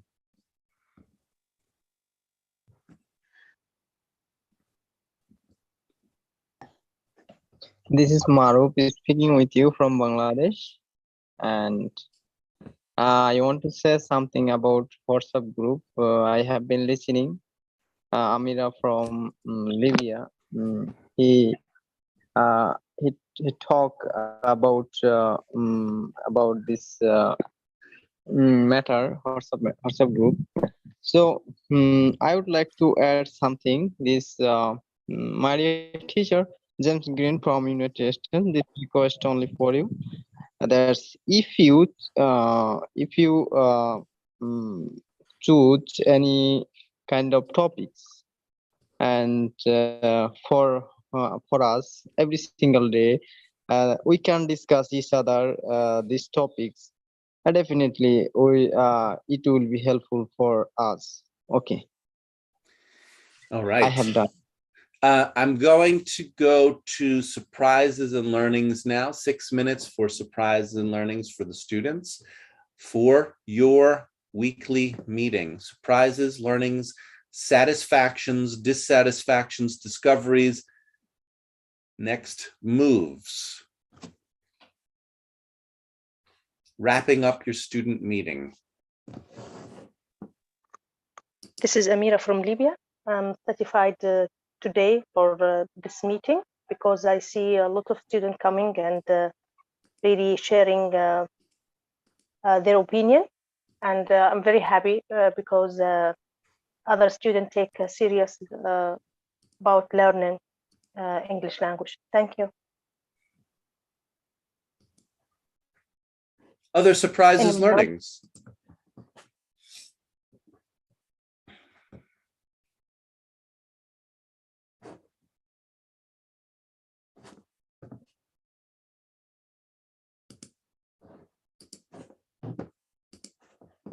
Satisfactions, dissatisfactions, discoveries, next moves.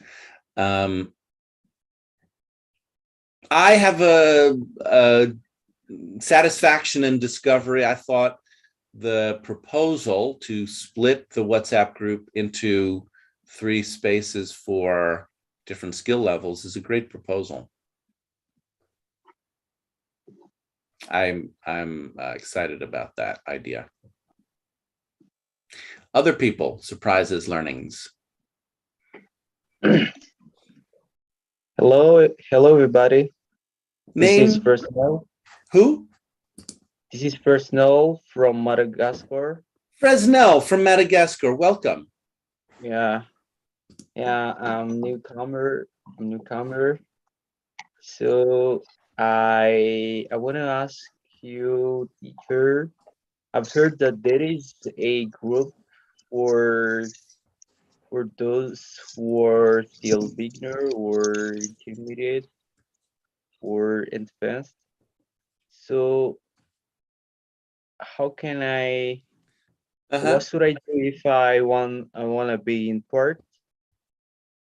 Yeah, it takes there's a few spaces in the group, so it takes some time to find them and figure out all the spaces in the group.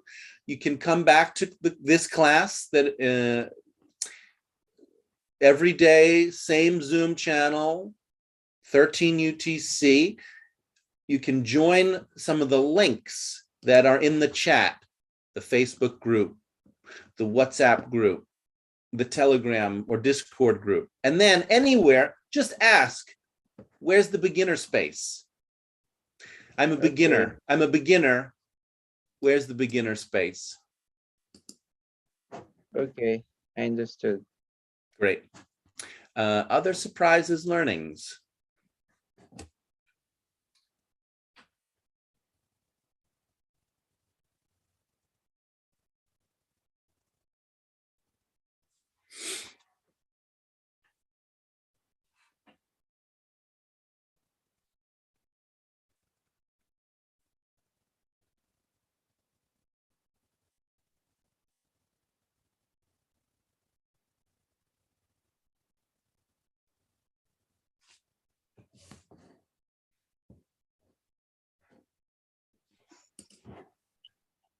Hello everyone, it is Anipa again from Kyrgyzstan, and I want to give as a surprise to James and to other friends here who had participated in this discussion about WhatsApp groups and other social medias, which was a group, and some of them say that they bothered of that kind of groups, but I think it is also useful for someone who wants to improve their English. And other hand, maybe they don't get any feedback messages, and therefore they feel themselves not convenient in that groups.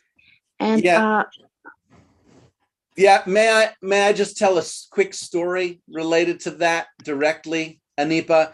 I got a message, I got a private message. Actually, somebody just left the WhatsApp group. They just left the WhatsApp group. So, and I check in with people. If I see somebody left, I check in, because sometimes people get kicked out if their phone is filled up with memory. I'll message them and say, you left, and they'll say, oh yeah, I didn't want to leave, please add me back. So I anytime somebody leaves, I send them a message and say, oh, do you know you left, and is there a reason? And today this person said, yes, I left because nobody will talk to me. And I said, would you like to rejoin and talk to, and then you talk to others? And they said, no. So that is kind of the idea. If you want other people to talk to you and you're not willing to talk to them, you're not likely to get what you want. So I'm going to leave it on that. I'm moving to the teacher meeting. Thank you, students. This is now similar idea, a place for the teachers to talk to each other without the interference of the board, native speakers, or students, or the head teacher. I'm willing to be the chair if the teachers would like, but it's up to you, teachers, to organize yourselves as well.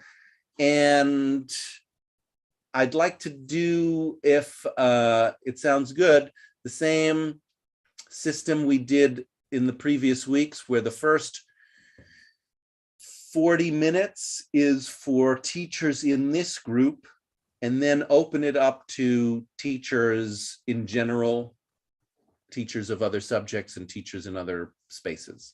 Sound good? Okay, so over to you teachers in the group. What is important to you to talk about today? I'm gonna just check the teachers that I see, teachers in the group. I've got, yeah, if you raise your hand, it would be helpful to me. Mukhtar, I think you are still a teacher in the group. Ali Shafak, Frida, Yassine, did I say Nelly? Nelly, Aisha, are you a teacher in the group? Yeah, I am. I have a class on 20th. Great. Great. Please don't be offended if I didn't know that. Oh, no, it's okay. And I know there are also some new teachers who have only just scheduled classes in the group. I'm considering you as teachers as well. Please feel free to participate. For example, Ahmed, I know you've scheduled a class as a teacher in the group, so please feel free to participate, and anyone else who has scheduled a class. So I don't know if I missed anyone, but over to you, teachers.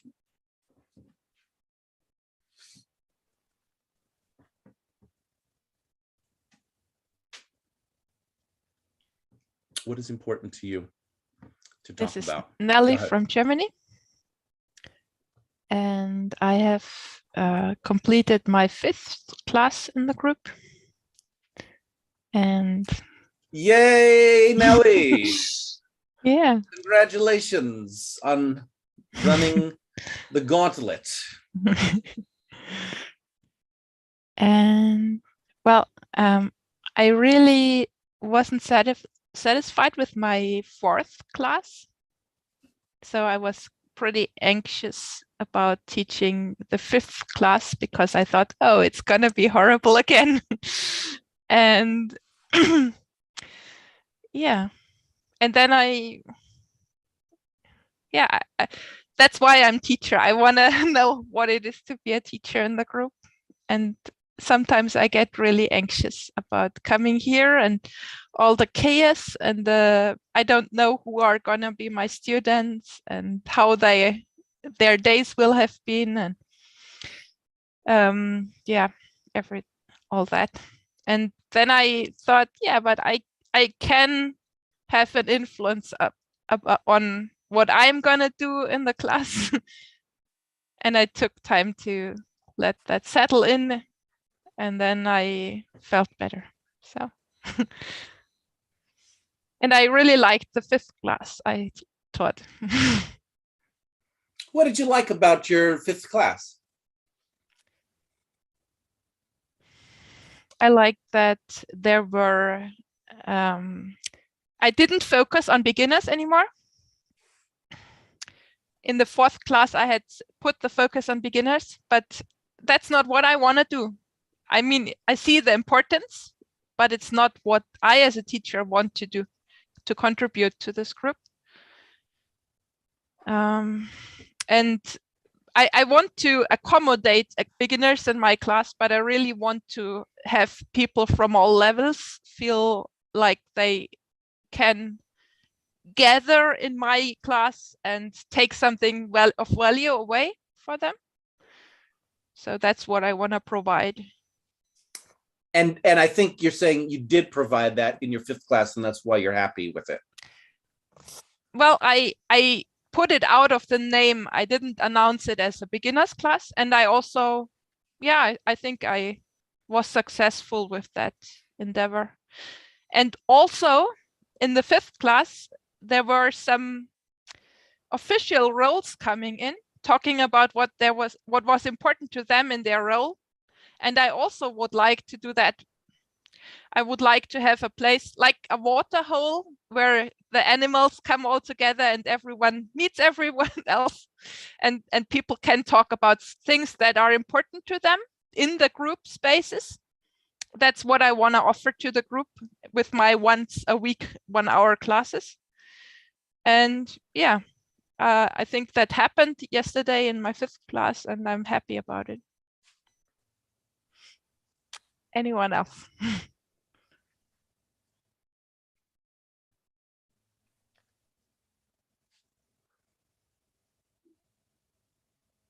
This is Mukhtar from Tunisia. I think the beginners are the hardest to work with. Intermediate maybe are the easiest.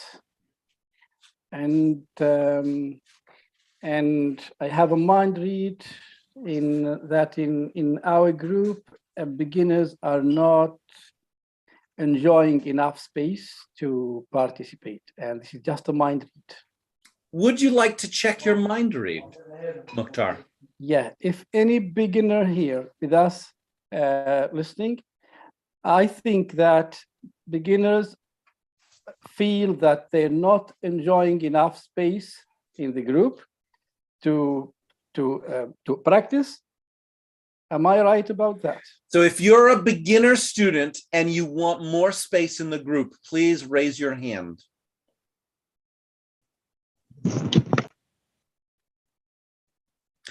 If you're a beginner student and you want more space in the group, please raise your hand. So Khan, you're saying yes. Saiful, you're saying yes. Any other beginners who want more space in the group for beginners? Great. I only see 2 hands up. And now the other side, if you're a beginner, Taifuk, you're okay. Taifuk, so we have 3. If you're a beginner and you're satisfied, you have all the space you want, would you raise your hand? You're a beginner and you are a student and you're satisfied. Please raise your hand. Naeem, you're a beginner student? Yes, I am. I am a beginner. And you're satisfied. Yes. Okay. Hold on. Shivam, you're a beginner student? Yes, sir, I'm a beginner. And you're satisfied? Yes, sir, I'm a beginner and I'm satisfied. Okay. And any other beginners who feel satisfied?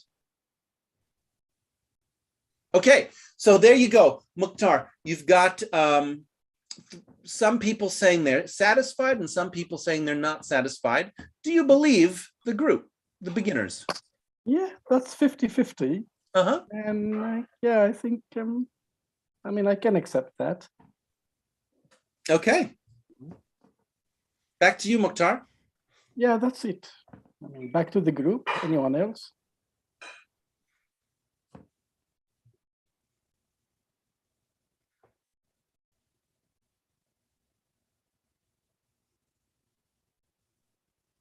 This is Richard. Richard, you're a teacher, Yeah. aren't you? You've scheduled the class in August. Yeah, you're Okay. right, James. I mean, I'm scheduled the class. Is it like a few go? Like a few go? You say about open conversation or idiom or listening? Sorry, Richard, I didn't understand that. Yeah, What about sure. open conversation and idioms? I mean, a few ago I am teaching and you say open conversation. Excuse me, thank you. Yeah, you have already taught in the group a class on open conversation and idioms. Yeah. Yeah, okay, over to you.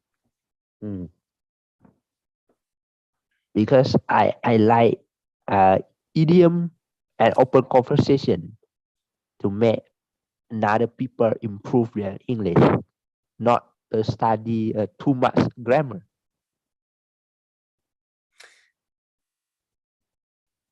Can you join the topic around including beginners or teaching, exploring what you want to teach? And I think you're already doing that. You're saying that you like to teach idioms. So keep going on that if you'd like. Yeah, sure.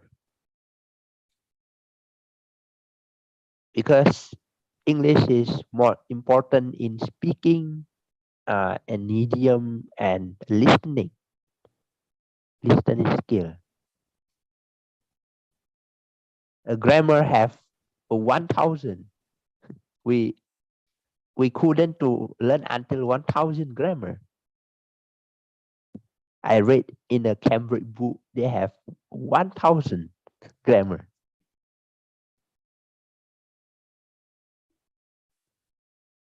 Yeah, so I think is the good way is listening. The more listening, the more you understand, and also idiom to know about an intermediate student. Advanced student become more fluent. They know more about idiom. because idiom also so many idiom. And so in a movie, a TV series, they use a phrasal verb and idiom.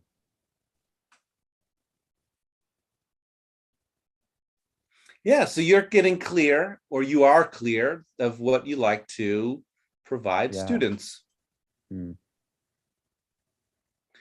Natural speech, like phrasal verbs and idioms. Yeah. Great. And can I use a mobile phone, James? If like a few ago you said my internet is weak, I use my laptop.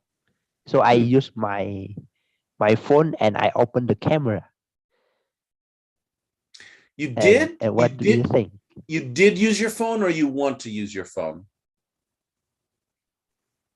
I mean, I try to use my mobile. Yeah, there's to no teaching. rule. There's no rule against using your phone. I can't remember. I imagine some teachers have used their mobile phone to teach.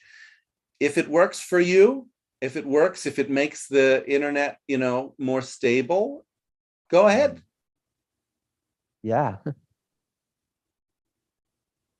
Because in a few ago you said you don't get it. I open the listening.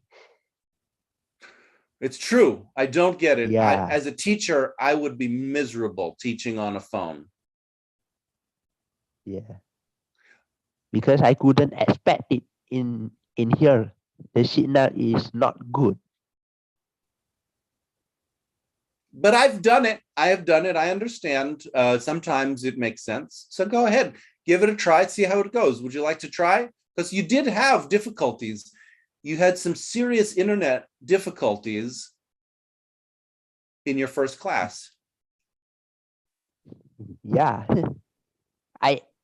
But my internet is 15 GB. I told you.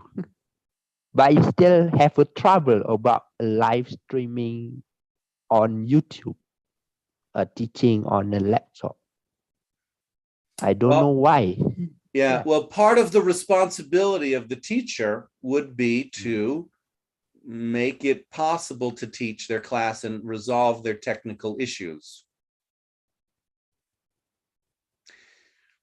And I think if you are talking about your technical issues and experimenting, I'm satisfied with that. That's a way to develop, to improve your ability to offer a class that is has the technical setup that's necessary for the class to be useful. Yeah, I agree with you, James. Great. I think next time I will try to use my phone. Great. If my internet is not good, I don't know. I have no idea how to do it. What are you using right now? Your phone? Yeah, I use my phone now. Well, there you go. Your phone is, I can hear you. The only thing is I can't see you. Would you like to turn your camera on and see how it goes? Sure. Yeah. Can you hear me, James? I can hear you and I can see you. So that's what we're looking for. Yeah. So let's try to use a mobile phone. It's a plan. Yeah. To experiment about that.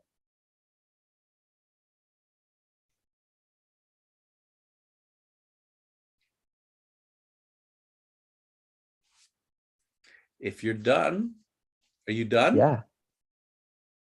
Yeah, I want to ask you, James. Then you're not done. Is it? Yeah. Is it? Yeah. Is it okay if on 1 August I teaching idiom and listening, or you want to use your method to open conversation? Open conversation is not my method. And I don't tell I have not told, well, let's see. So it's true, I have invited some teachers to do something specific, but not method, but just level. I have asked some people to teach beginners because we didn't have beginners classes. But I haven't been doing that for the last month. And I haven't been asking people what they, curriculum that I want. So no, but it's up to you as a teacher. You can determine what you'd like to offer. Okay. And just to respond to somebody in the chat, what we're doing right now is a teachers meeting. So teachers in the group are having a meeting. It's 1 hour once a week where teachers in this group get together and talk. And right now it is 1417 minutes UTC. At 1440 UTC, we'll open it up for other people to come into the conversation. So if you'd like to share something, you're not a teacher in this group. So if, and I don't know why people keep sending me private messages. I don't know if the chat is set up. I checked the chat. Anyway, if better to talk in the group than to send me private messages. Back to you, Richard, back to the group. Anyone want to join Richard on that or bring something else in? We've got a good amount of time left. Where should we go? This is Ali Shafak from Afghanistan. Yeah, I want to join with Richard. I have the same problem. I don't read to the laptop or computer. I'm using my phone. But the problem that I have is technically I couldn't share my screen. For example, sometimes if I would like to share my screen, I couldn't share that. So it's my problem. According to it. Thank you. Richard said that and I didn't respond to that. No, if you're using a phone as a teacher and you'd like help, you can ask a co-host to do the screen sharing for you. So you make a request, the teacher coordinators will ask to see if there's a co-host available, and then you give them the materials beforehand so that they're set up and ready, not right, right at the beginning of the class, but the day before or the week before. You give them the materials that they're going to share for you, and then they'll do it. Okay, thank you. And also, I want to join with Naili. I have tested my third session in this community. So, yay, third session. Congratulations. Thank you. Just the class that I carrying out is for beginners. I'm comfortable to work with beginners. So the people who are in advanced stage, they also participating in my class. I'm so happy because of that. But I have a suggestion for those people who are in advanced level and participating in my classes. They should give more chance for the beginners, because beginners, when they are talking, beginners cannot dare to participate in talking.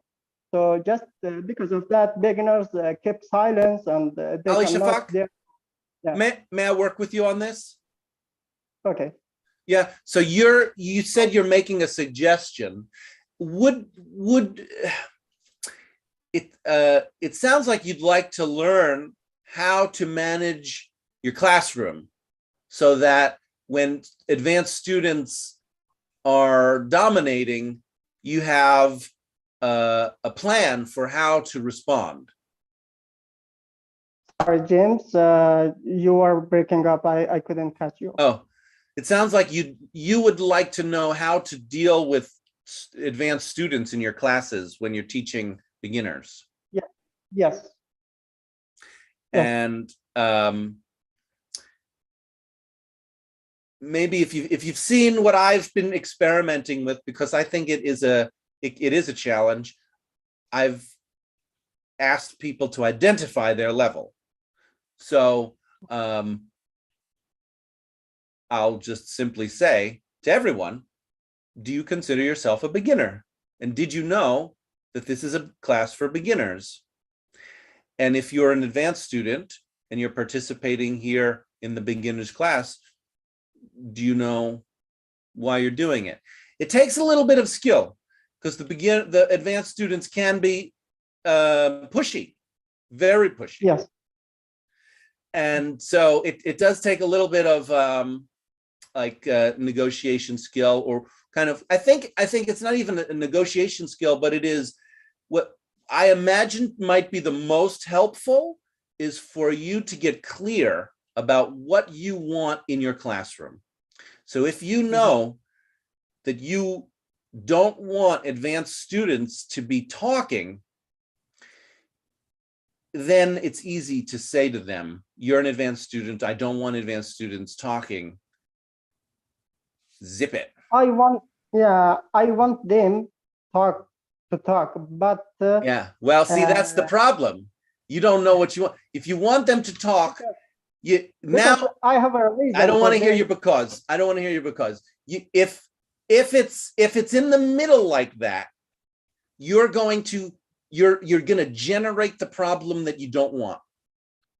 And I understand why you might do that, right? Because there are benefits to having the advanced student there, and you're now making the decision from student to student or minute to minute.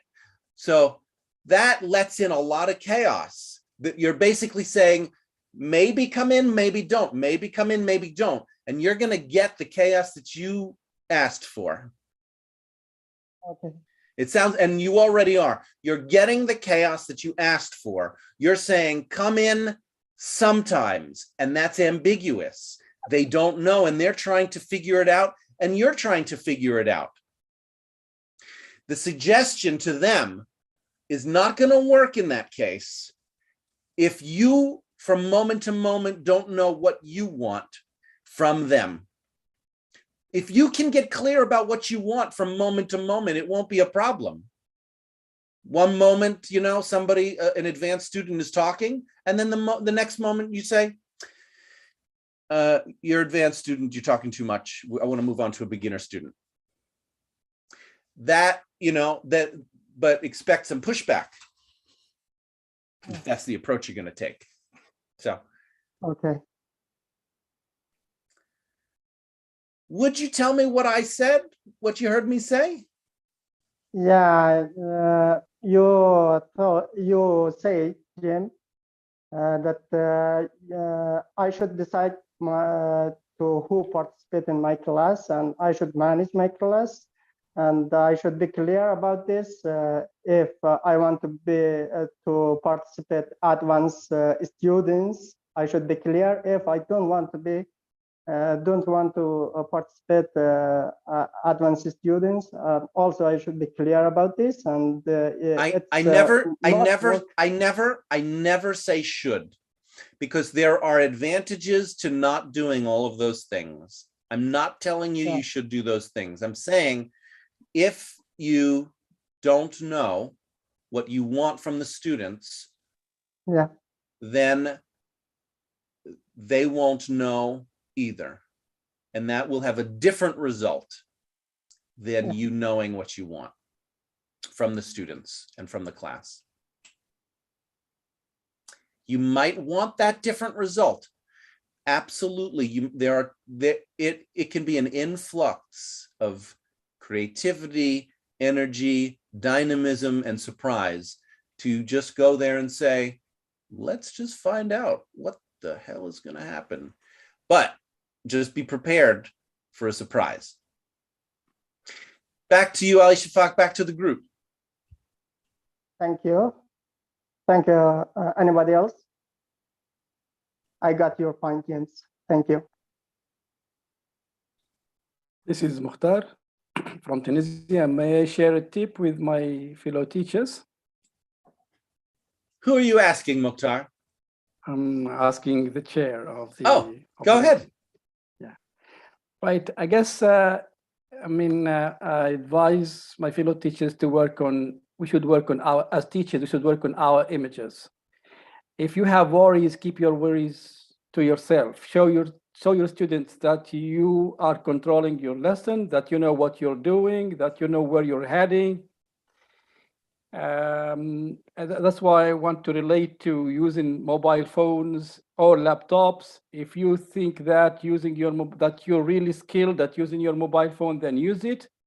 If you're not sure, having a lot of technical problems during your lesson can spoil the image of yourself as a teacher. And again, relying a lot on the co-hosts. This is sparing a lot, too much burden on them. Make sure that they are okay with that. If you're going to send them materials and to make it their jobs to do the job for you, then make sure that they are okay with that.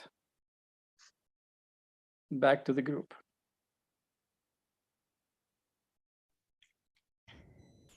This is Nelly. I'd like to point out some ways I have seen that that worked well when working with beginners. And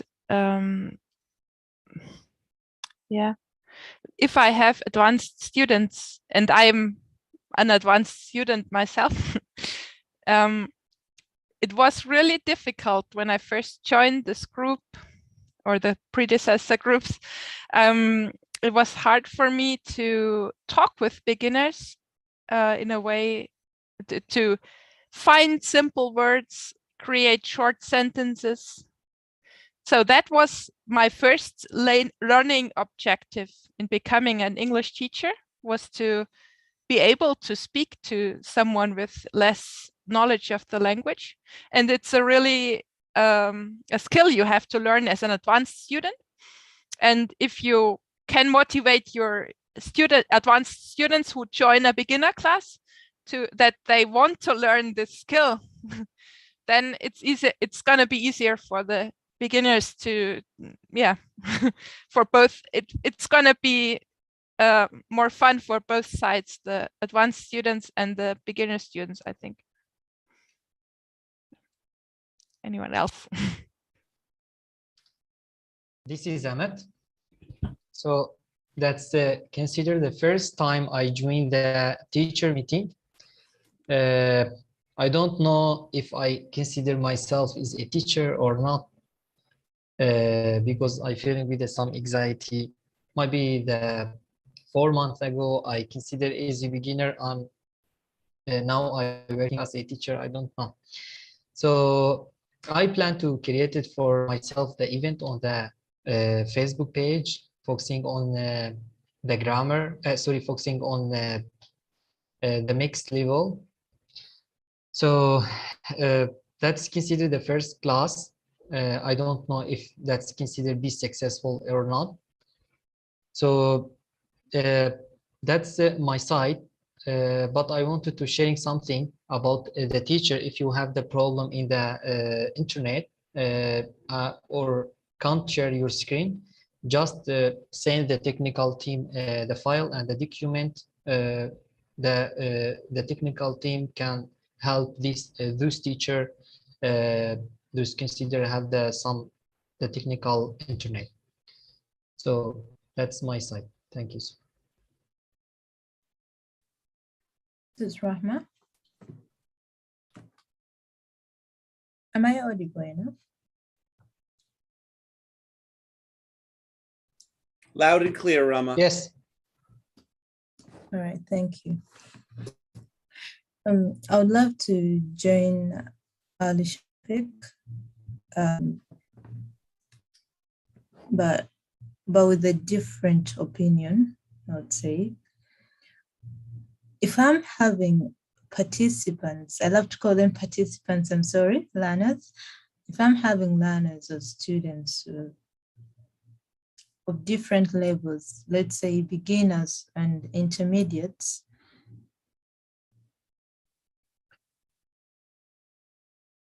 I wouldn't want to create that bridge whereby a beginner will feel he or she does not fit in the class.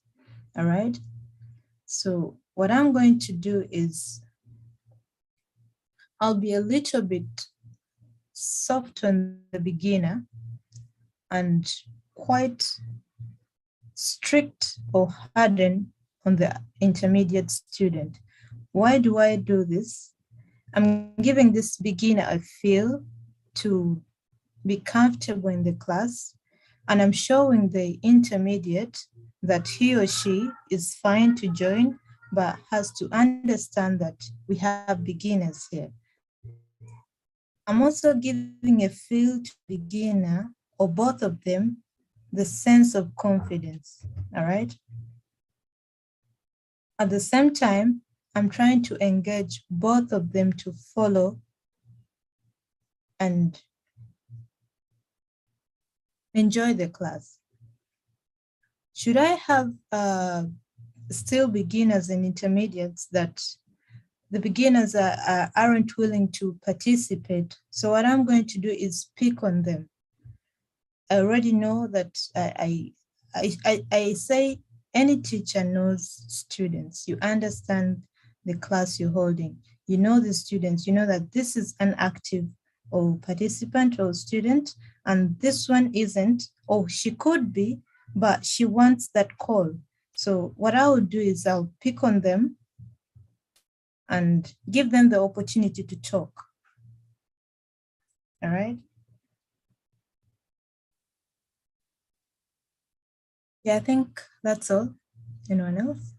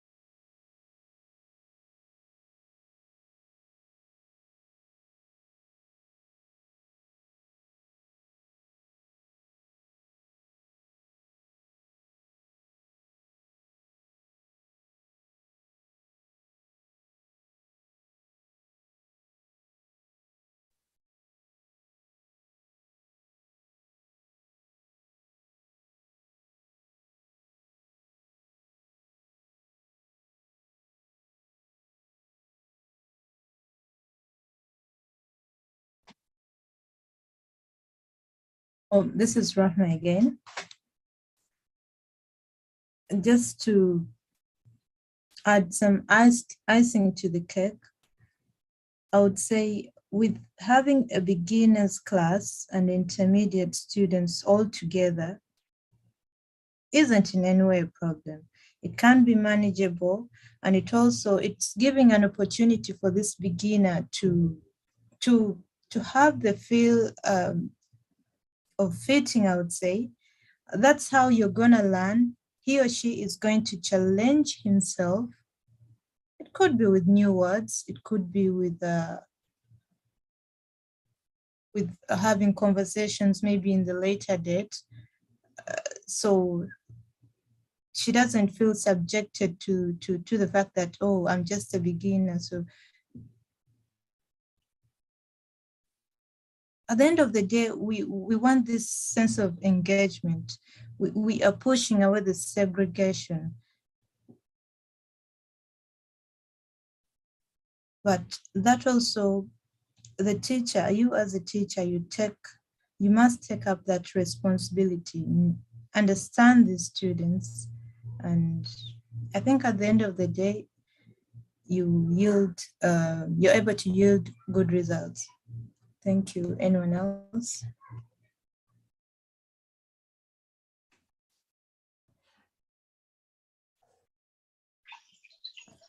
hello, Rama. Glad to see you again and your sweet voice as well. And I I I could understand a little bit about your teaching. And I also want to ask you a question about Anipa, you there? how many You're breaking up, Anipa. Are you there? students will be in your class while you were this. Um, how many students are there in the class? Please explain me. And then I want to give Anipa, also. Sorry. you broke up. I didn't hear the beginning of what you were saying.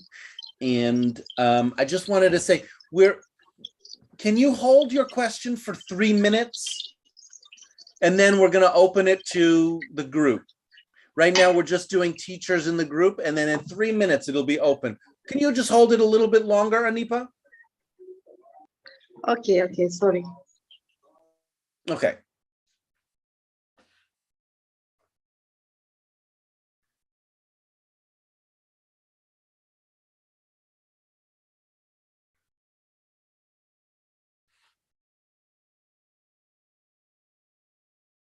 Rama, I'd like to try to see if I understood what you were saying. You like the idea, you find it supportive to students to mix them together with other levels, because then they get a chance to see what they can work towards, even if it's a challenge. Correct.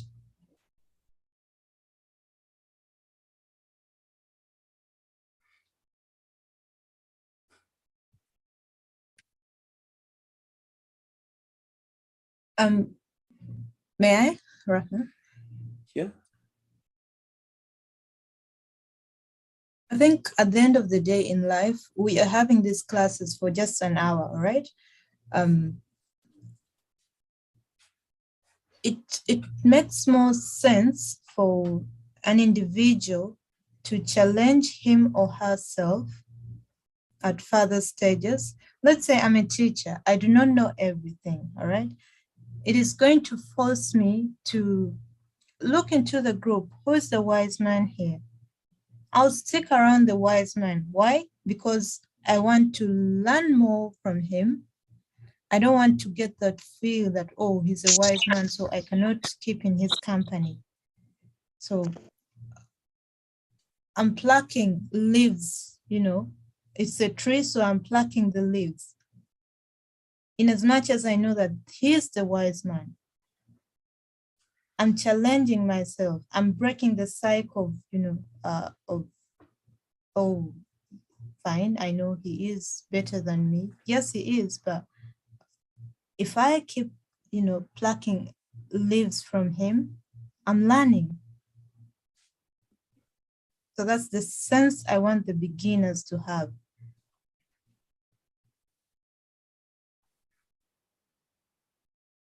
Thank you, anyone else?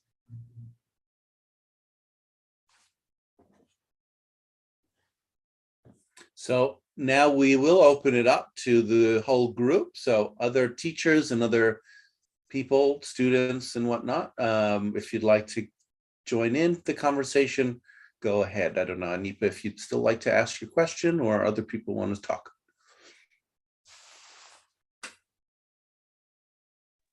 Can I give the question to the girl which you shared Rama. her ideas? Rama, yes, Rama. Rama, I wanted to ask you about the quantity of your students. How many students will be in your class while you are teaching? I didn't get your question right, Anipa. Do you mean the please lesson tell I me had the on... number of your students which you will be present on your lessons, I mean. How many students do you teach in your class? I cannot determine that because it was a mixed class. If you're talking about my last class I had, or you're talking about my incoming class, that depends on the participants. Do they want to join? Well and good. Should they want to stay wherever they are, well and good. So I'm okay with any number of students that joining. Thank you. Okay. Sorry that I wanted to ask the not online lessons, but the personal lessons. I wanted to ask because I also was teaching the private lessons, and there were about 7 or more than 7 students, and I teach them. Some of them were beginner, and most of them were advanced, and I taught them personally, and I could say I reached my goal in teaching personally, because it will be natural. While teaching, I used my mobile phone as well, and but we had very wonderful practice with using the phones. And in that case, I want to suggest you people, if you teach lessons not online, it will be helpful if you will work personally, individually to your students. Anyone else? Thank you for your attention.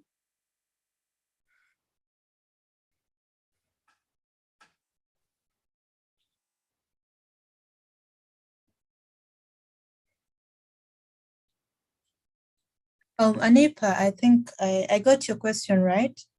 After you doing further explanations, it was kind of personal. The number of students I teach out of this group? Well, I'm sorry to disappoint. I cannot respond to that. Rather, I'll focus on the group here.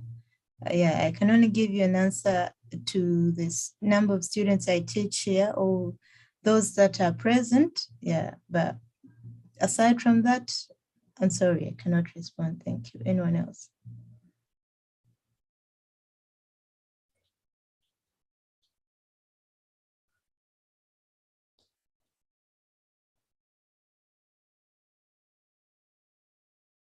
Anipa, is your point that with a large group, it's hard to give people individual attention? Because you were saying that you like. Yes, James, for us, for foreigners, which is not native speakers, it will be benefit if we will teach the students, few students, not very much, but if we will teach on the left chat on high schools, it will be normal, but in secondary, primary schools, it will be good enough if there will be not so many students in your class, because you cannot reach the goal while it is a foreign language and they will have to listen you carefully, and you also will have to get your feedback from your students. In that case, I think we will have to get not much more students for us.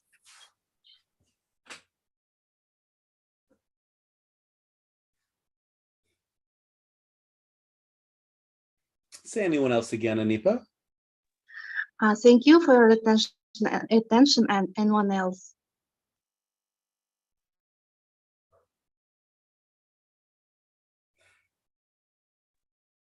This is Frida. I've been teaching for beginner class, and I'm dedicated my class only for beginner. I don't want any other student in my class. For 2 classes that I already had, I always ask for breakout rooms to advanced students and intermediate students. I'm not really happy with the mixed ability classes. Somehow I got, my personal view, like the beginner class, they already less of confidence to speak. So I don't want them to run over by intermediate or advanced students. I clean my environment, dedicated my environment only for beginners only. So I don't want anyone in my class at all. So that's how I focus to my students. Thank you. Anyone else? This is Muhammad from Palestine.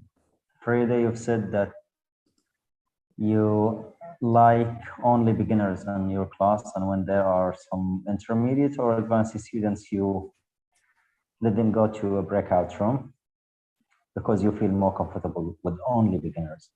Am I right? Almost there. I'm dedicated my class only for beginner, not comfortable. It's only for beginner, no one else. Oh, gotcha. All right. Now I wanna tell about my experience in my school. It's not a virtual one, face-to-face. I had more than 50 students in the same class, and they were mixed levels, same age, of course. We have excellent, intermediate, and low achievers. I used to put them in groups, like let the students scaffold each other's. For example, you put a group leader for 5 students, and those 5 students should be like mixed. They can help each other. So the low achievers can get the benefit from the high achievers, and they can help each other. I find it a little bit challenging, but it gives some good results at the end of the day. And some low achievers may find it like a leading force to imitate or copy the high achievers. They say, oh, that boy is not better than me. Why I can't be like him?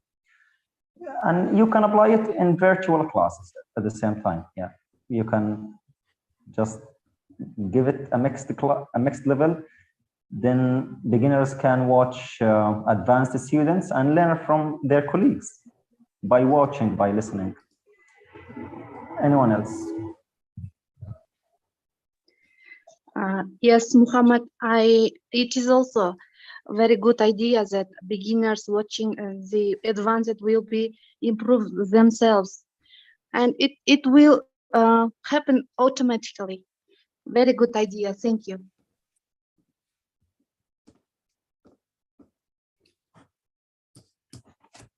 Anyone else?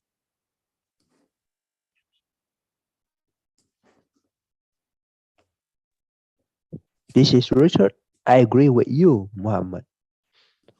I think if another student, they are beginner, if they are eager to want to learn English, they want to improve their English, they will follow another student smart than a beginner.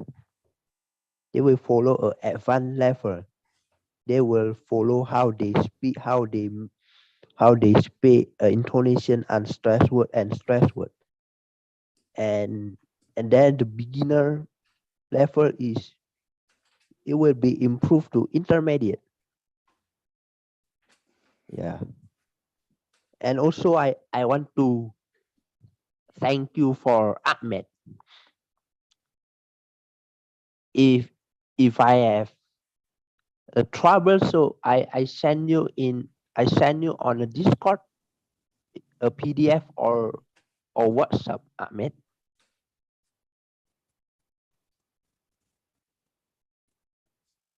Or another broad director.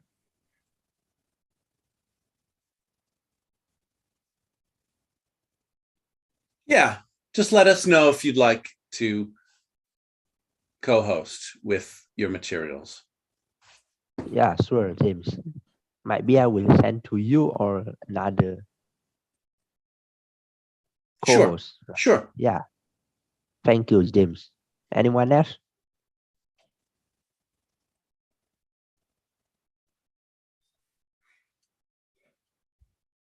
Rahma speaking.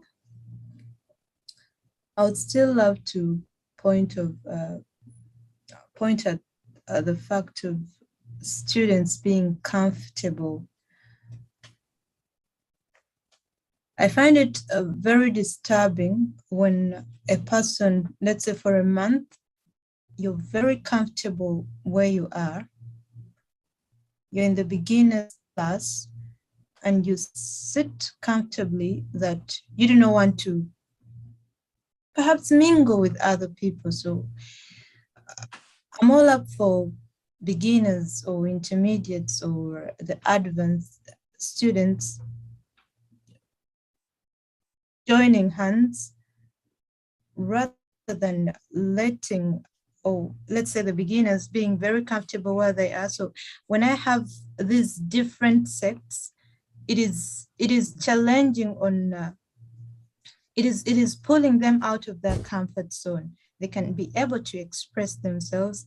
They can be, you'll find that at the end of the day or at the end of the month, it is challenging the intermediate student that, oh, this beginner can say such an advanced word or such a complex word or can define such a word. So I think we should break that comfortable zone while teaching levels. Yeah. Thank you. Anyone else? This is Yassine from Morocco. I wonder if James is thinking about this, but why not making special classes for just beginners or just intermediate or just advanced, and other classes mixed level. So there will be a special link, for example, for only a beginner class. But I don't know, this will be difficult to, is there enough data that the link will be sent to all the beginners, and for intermediate class, only a special link, not the usual Zoom link, like children class, okay? Speaking like children class. So I wonder if James or board of directors think about this. So your idea is to have a special class just for one skill level, or 3 special classes for different skill levels happening at the same time, or happening at different times, or who is teaching I'm not following. I heard you say that it would be like the kids class, so there would be a special link and only people with that skill level would be invited. Yes, but this will be possible only if they will not, they will be in different times during the week, okay? During the week, there will be only a few classes. One class, for example, for beginner, intermediate, or advanced students cannot join the class. And then another day only for advanced, another day only for intermediate. And another classes for mixed levels. So they can, I don't know, so they can talk to each other, say how much they improve. This is my idea.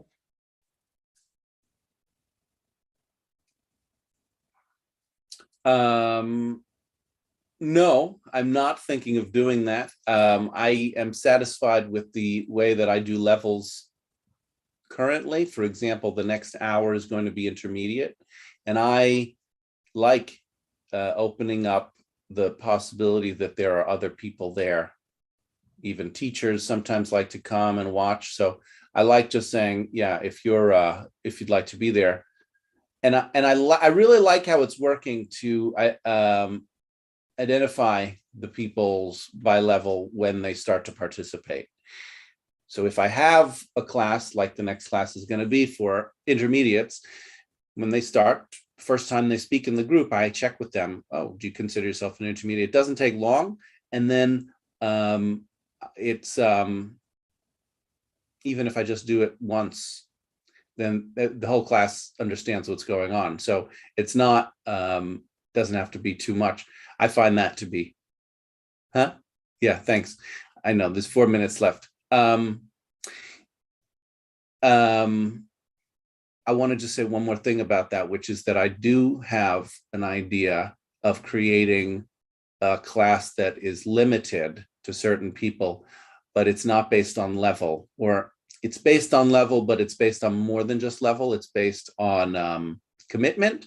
So like, for example, beginners class of students who are committed to being there every time for 12 times and with their cameras on. So it would be a higher bar.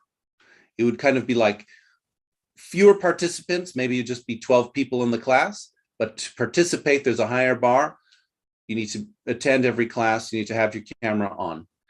And then I wouldn't necessarily have a separate Zoom link. I would just know who the students in that class are. And if people showed up who are not in there, I would just say, hey, who are you? Why are you here? You're not in this class. Kind of like in a real school, they don't lock the door of the classroom. They just, you have a different classroom, and then somebody doesn't belong there, comes in, you're like, hey, who are you? You don't belong here. So that's my idea. 2.5 minutes for surprise and learnings. Lightning round. Anybody have a surprise or learning?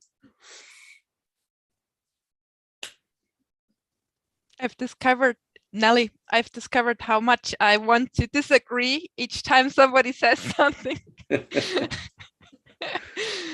Doesn't it feel good to disagree? In the moment, it feels so good. But like many things that feel good, in the long run, sometimes they don't get the results that we want. Other surprises, learnings.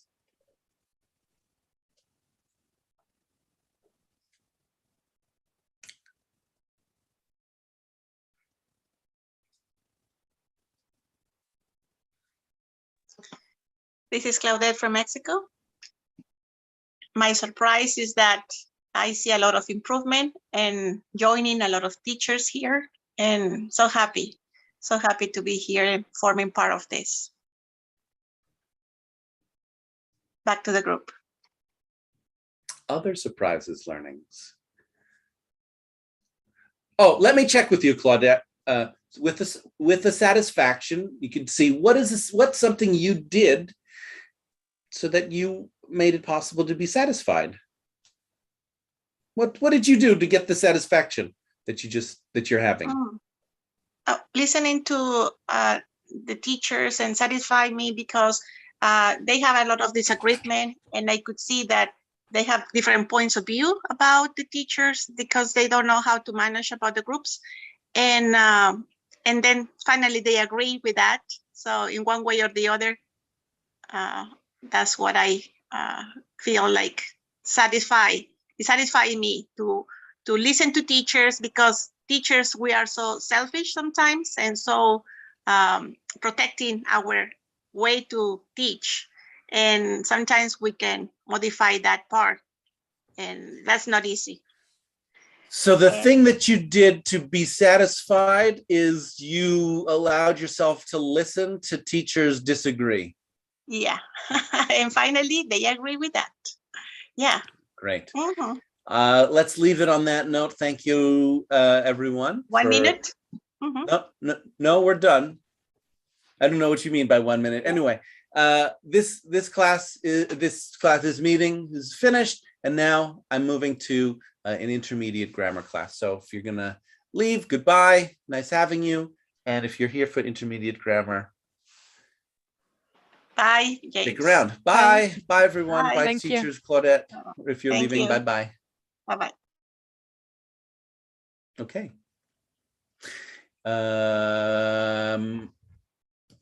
1 hour for intermediate grammar. I'm using the usual textbook, English Grammar in Use, and we're doing Unit 48, Reported Speech 2. Try to do Unit 48 and 49 if we can. Try to do 2 units. I'm putting those into Discord in the channel called English Grammar in Use, which I just opened up. I'm gonna put those in.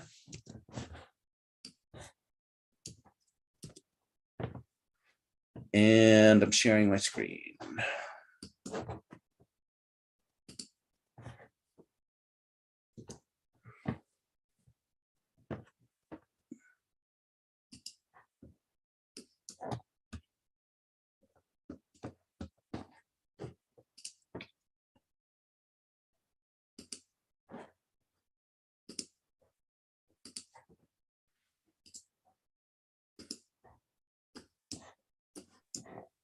Hello, Mr. James. Rod, hi. I just arrived now, and I was so upset that you were saying goodbye. I'm glad that you are in the second session as well. Yes, it was just goodbye to the teachers and hello to the intermediate students. So great. So yes, it's confusing. Yeah, it's confusing, right? Because we have to cut another class and change the topic. Okay. Yeah, that's why it pays to listen to more than just 2 seconds. Because if you only hear goodbye for 2 seconds, then you're like, ah, I understand the world. But you don't, because yeah, that's what happened. right? I only heard the last word, bye-bye. So right. So if you only heard the last bye-bye, that's not the only situation. Words out of context have either very different meaning or no meaning. Yeah, totally. You So know, this is, clear evidence for what you are saying. Great. Yeah. Can you see my screen? Can you see the textbook? Yes. Okay. Here Yes. we go. Great. Unit 48, reported speech. Explanation A. We do not always change the verb in reported speech. If the situation is still the same, it is not necessary to change the verb to the past. For example, Paul said, my new job is boring. That's direct. Here's reported. Paul said that his new job is boring. The situation is still the same. His job is still boring now. Direct. Helen said, I want to go to Canada next year. Reported. Helen told me that she wants to go to Canada next year. Helen still wants to go to Canada next year. You can also change the verb to the past. Paul said that his new job was boring. Helen told me that she wanted to go to Canada next year. You hear the difference? Paul said that his new job was boring. Paul said that his new job is boring. Present or past, both are okay for reported speech if the thing you're saying is still true, even though it was said in the past and you're reporting on the past. Explanation B. You need to use the past in reported speech when what was said is different from what is really true.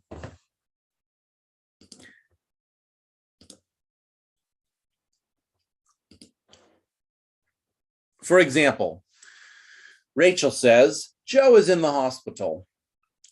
You met Rachel a few days ago. She said, have you heard? Joe is in hospital. Later that day, you meet Joe in the street. You say, Joe, this is a surprise. Rachel said you are in the hospital. Not you are in hospital. It isn't that. It's clear that he isn't. Rachel said you were in the hospital. In other words, if it's reported speech, but the thing is not true, and it's obviously not true, you need to change it to the past. Otherwise, you're reporting on something that's not true in the present, and it sounds strange. Explanation C, say and tell. If you say who somebody is talking to, use tell. Example, Rachel told me that you were in the hospital. Not Rachel said me, Rachel told me. Another example, what did you tell the police? Not what did you say the police? Otherwise, use say. Rachel said that you were in the hospital, not Rachel told. What did you say? You can say something to somebody. Anna said goodbye to me and left, not Anna said me. Anna said to me, not Anna said me goodbye. What did you say to the police? Explanation D. We say tell somebody to and ask somebody to. Compare the direct and reported speech. Direct, drink plenty of water, the doctor said to me. Reported, the doctor told me to drink plenty of water. Direct, Don't work too hard, I said to Joe. Reported. I told Joe not to work too hard. Direct. Can you help me, please? Jackie said to me. Reported. Jackie asked me to help her. You can also say somebody said not to do something. Paul said not to worry about him, but not Paul said me not to worry about him. Great. I love reported speech. I think I use a lot of reported speech because I like to talk. I often talk about what people say, and I like to distinguish, the fact of what they said to something. So I like this unit. I like reported speech. I think it's very useful to distinguish this. Exercises 48.1. If you'd like to follow along and do the exercises, I suggest you write the answers in Discord. Otherwise, if you'd like to participate in voice, raise your hand in Zoom, and I will call on you in the order that you've raised your hand, and we'll go in a rotation. So here's some things that Sarah, yeah? The channel grammar, intermediate grammar, is correct? Pardon? Did I create a different room for intermediate grammar?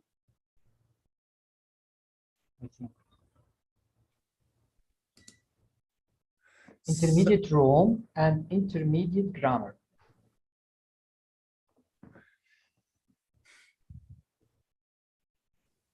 The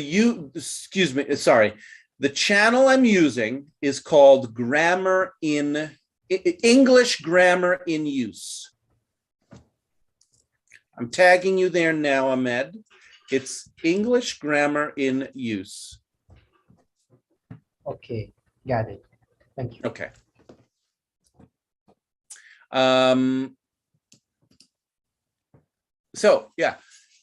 Here are some things that Sarah said to you earlier. I've never been to the United States. I can't drive. I don't like fish. I'm working tomorrow evening. Jane is a friend of mine. Dave is lazy. Jane has a very well-paid job. I don't have any brothers or sisters. But later, Sarah says something different to you. What do you say? Number one, Sarah says, Dave works very hard. You say, but you said he was lazy. Number two, if you'd like to answer number two, raise your hand in Zoom. Would anybody like to answer number two? Sarah says, let's have fish for dinner. Amira. Yes. Let's have fish for dinner. No. You just speak for yourself. I'll play Sarah. You play you. Sarah says, let's have fish for dinner. Okay. But you said he don't have any. He don't like fish.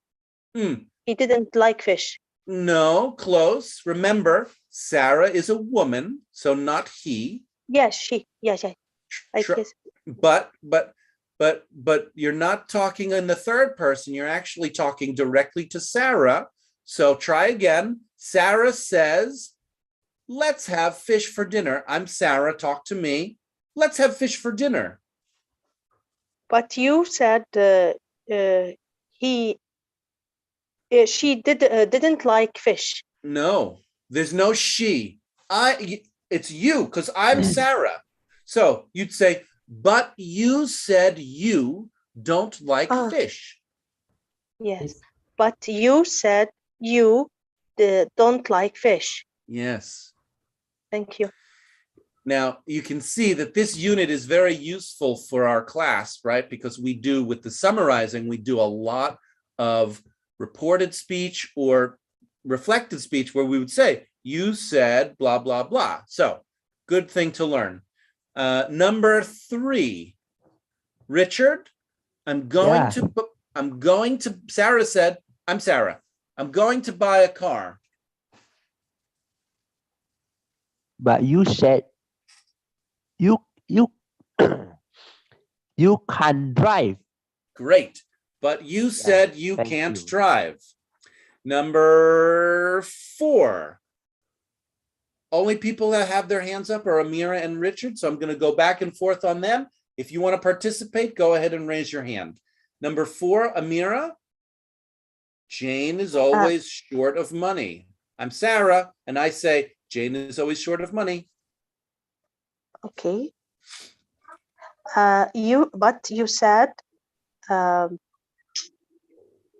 you have a very well paid job. No, I'm Sarah. I'm talking about Jane. Try again. I'm Sarah. I'm talking about Jane. Jane is always short of money.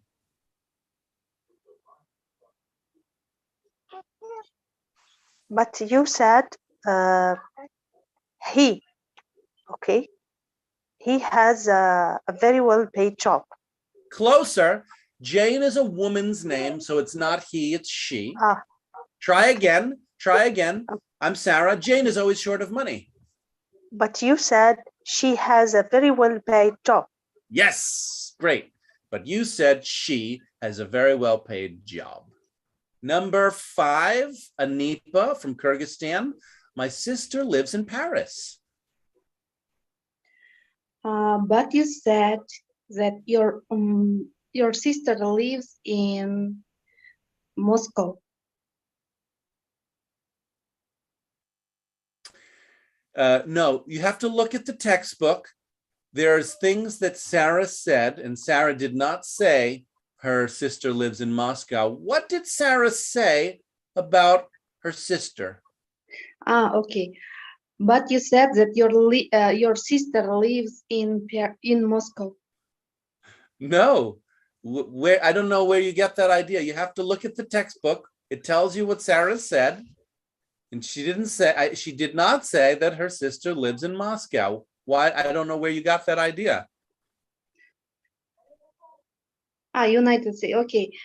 But you said that your sister lives in United States. No, Sarah did not say that her sister lives in the United States, Anipa. Nice try. Let's hear from Ali Shafak and see what the answer is, okay? Ali Shafak, I'm playing Sarah. I say, my sister lives in Paris. You say?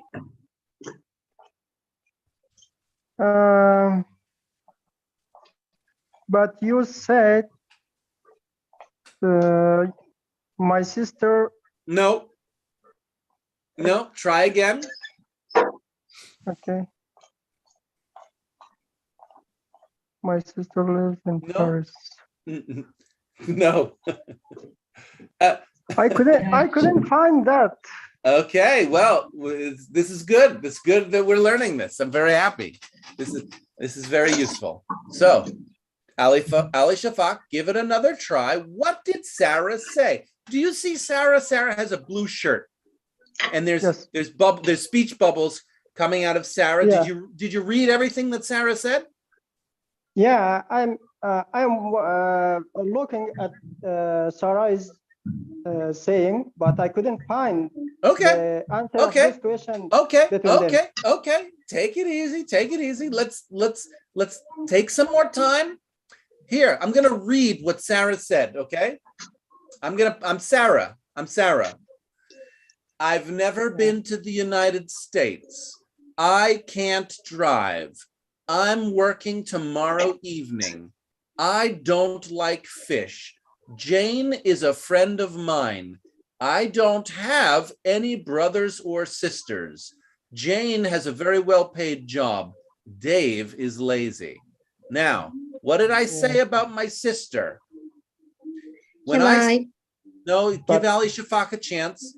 Ali Shafak, I'm Sarah, and I said, my sister lives in Paris. You didn't talk about your sister. No, here. That's incorrect.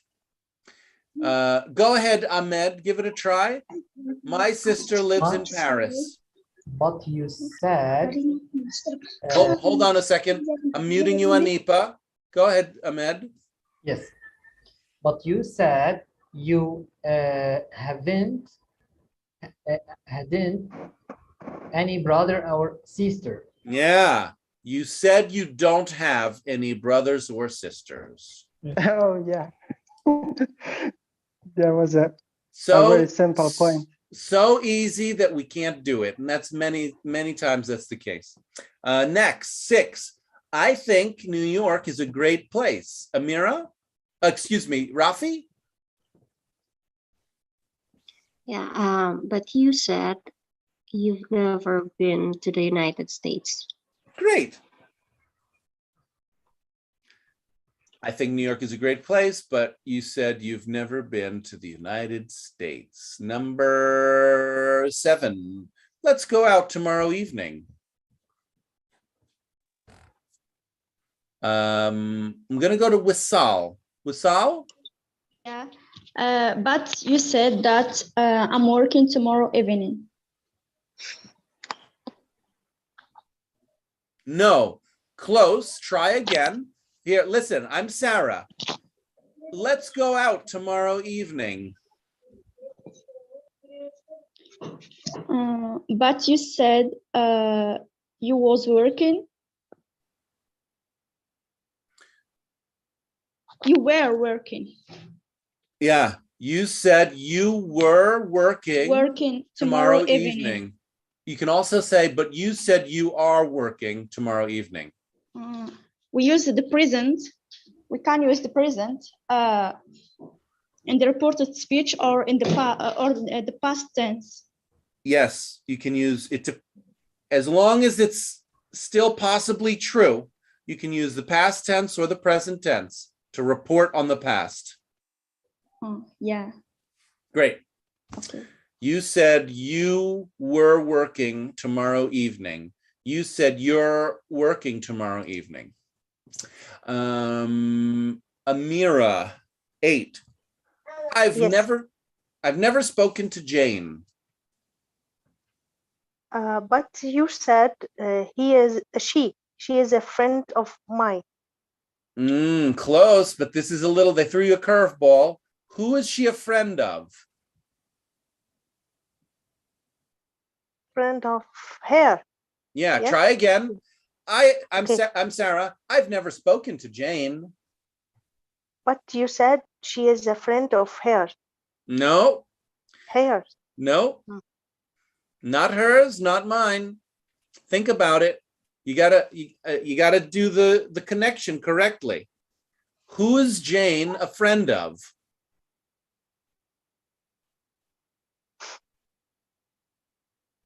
Amira, who is Jane? Yes. Who is Jane a friend of?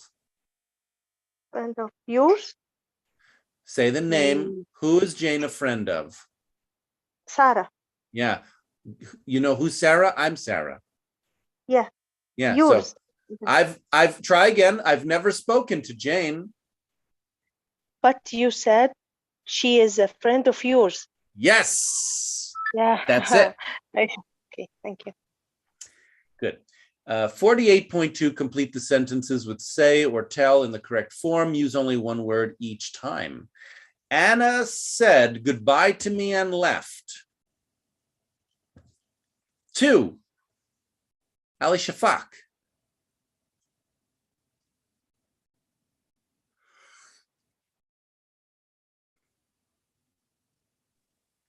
You want to choose between the words say or tell. Ali Shafak, you there? You told us about your holiday. Did you have a nice time? No. You're not creating a phrase. Just one word, either say or tell. Try again.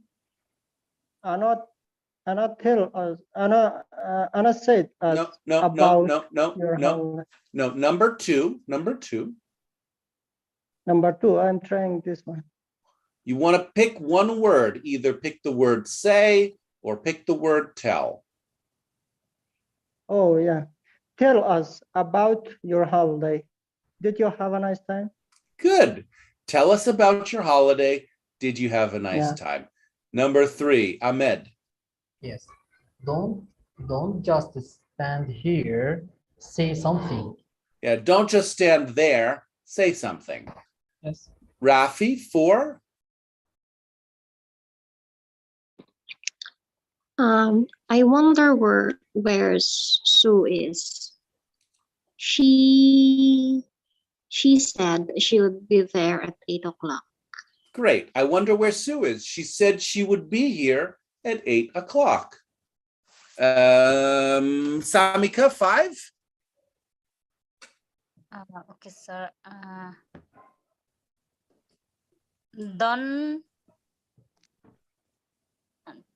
tell me that he was bored with his job. Almost.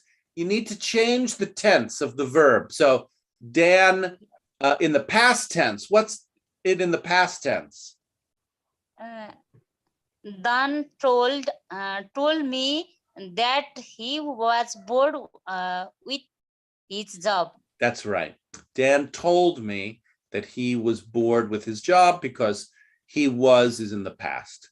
Number 6, Rama.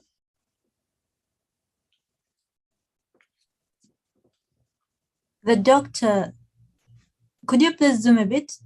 Thank you. Sure. Let's see. All right. Is that good enough? Yes, thank you. The doctor said that I should rest for at least a week. Yeah, the doctor said that I should rest for at least a week. Wissal, 7. Gray couldn't help me. He told me to ask Chris. Gary couldn't help me. He told me to ask Chris. 8, Amira. Yes, Gary couldn't help me. He said to ask Chris.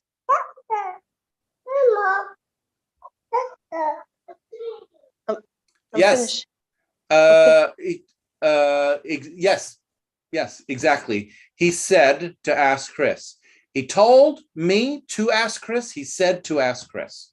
Good. Ali Shafak, number 9.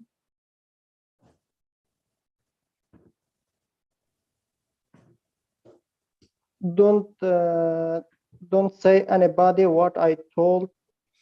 It's a secret just between us. No, try again.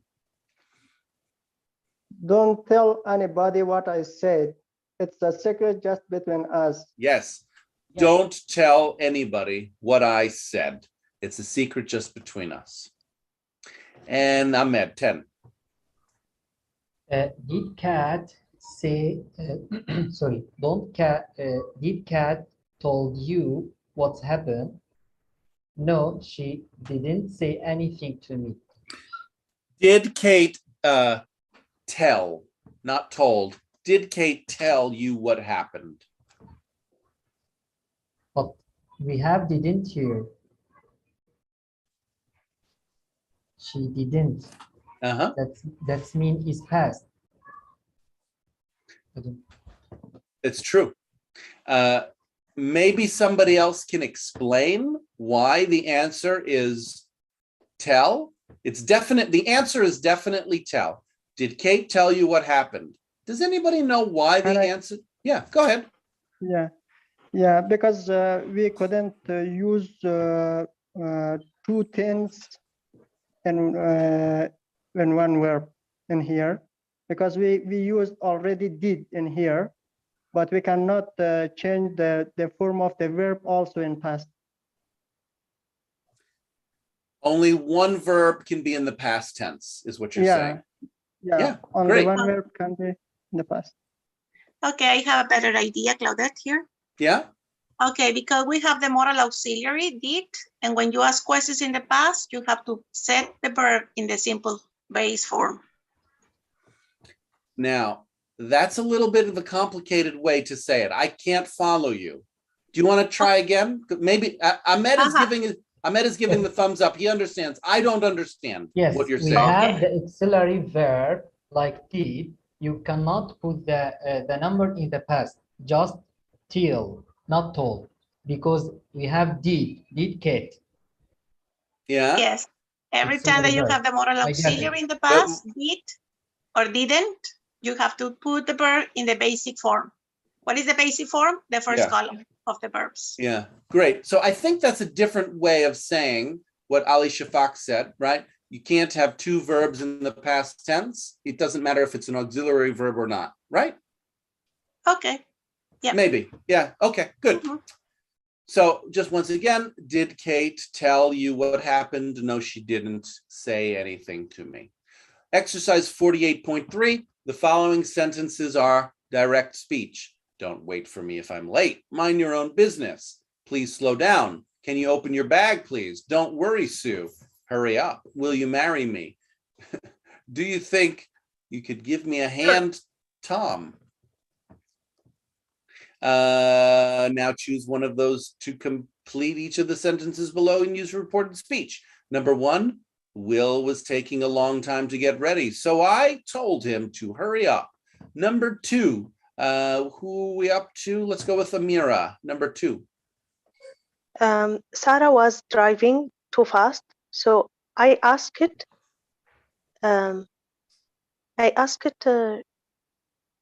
Please slow down.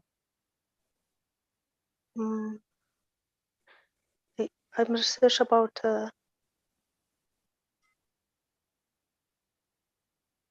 Okay, I asked it. Ali Shafak, don't answer for her. Oh, sorry, I'm not on mute. Oh my God. I can't. You can't? You wanna pass? So I ask it. So how to say. So I ask it. I can't answer. I don't know. Yeah. Pass? Because I ask it. Yeah, pass. Okay. Well, well, it sounds like you have an answer. Do you want to just give a wrong answer? So I told maybe I asked it here. You're going to change the textbook. I didn't say change the textbook. I said give a wrong answer. That's okay. Changing the textbook is too wrong for me. Stay within the textbook. Sarah was driving too fast, so I asked it here.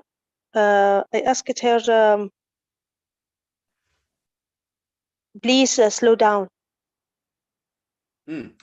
No. Would you like to try again? Okay. Sarah was driving too fast, so I asked it here. No,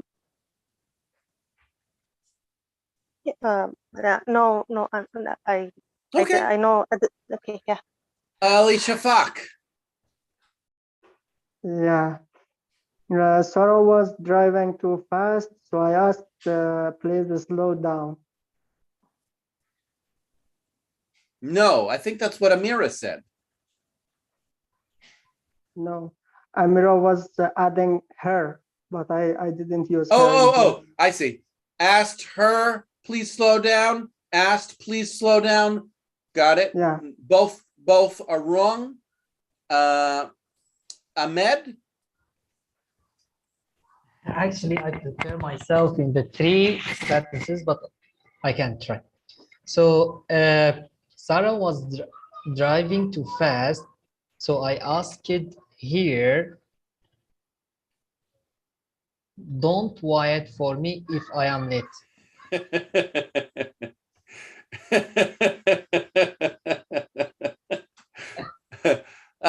Very funny.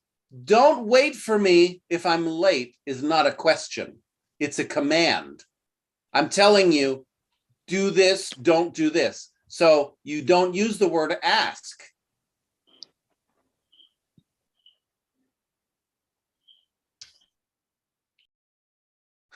You see?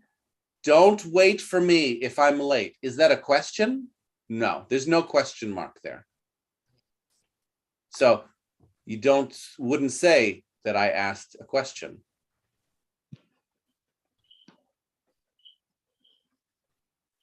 Do you want to try again, Ahmed? Yes. Sarah was driving too fast, so I asked here, do you think you could give me a hand, Tom?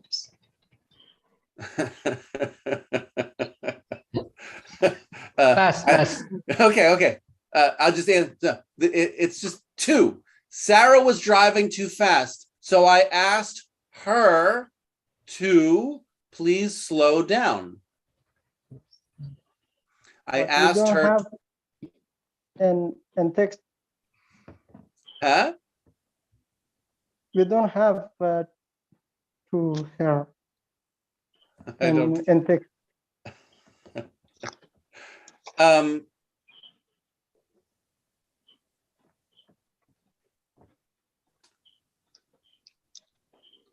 You need to change. You look at the instructions. Look at the instructions. It says use reported speech. It doesn't say just plug it in as is. It says use reported speech. You need to change it into reported speech.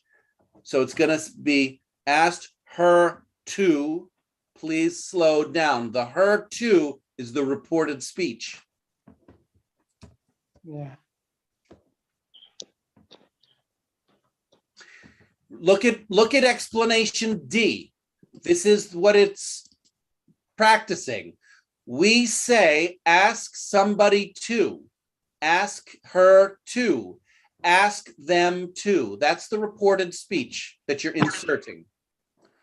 Drink plenty of water. The doctor told me to. I told Joe not to. Jackie asked me to. That's the reported speech. So Sarah was driving too fast, so I asked her to please slow down. Yeah. Okay, Eric, you're up next. Number 3. Number 3. Yulti. We have a few people waiting in line. We got Eric, Samika, Rafi was all, then Yulti. Eric, go ahead. Sue was nervous about the situation.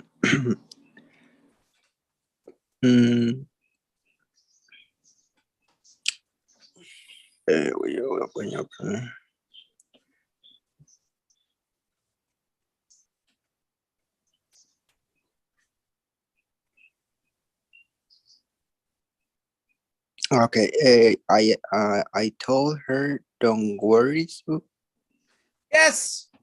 Yes, I told her, don't worry, Sue.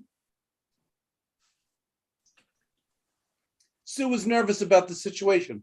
I told her, don't worry, Sue. Now, that's what the textbook wants. I would not say that. I would say I told her not to worry. But that's just because it's not reported speech. It's a little bit of a funny example, but that's right, Eric. Samika, go ahead. 4, I couldn't move the piano alone. So? I could not move the piano alone, so I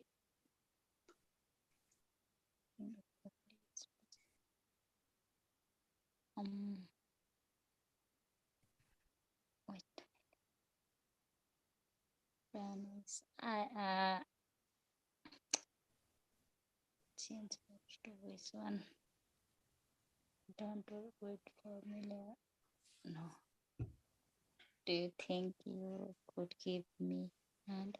Oh my God. So, Samika, what level are you? Are you an intermediate student?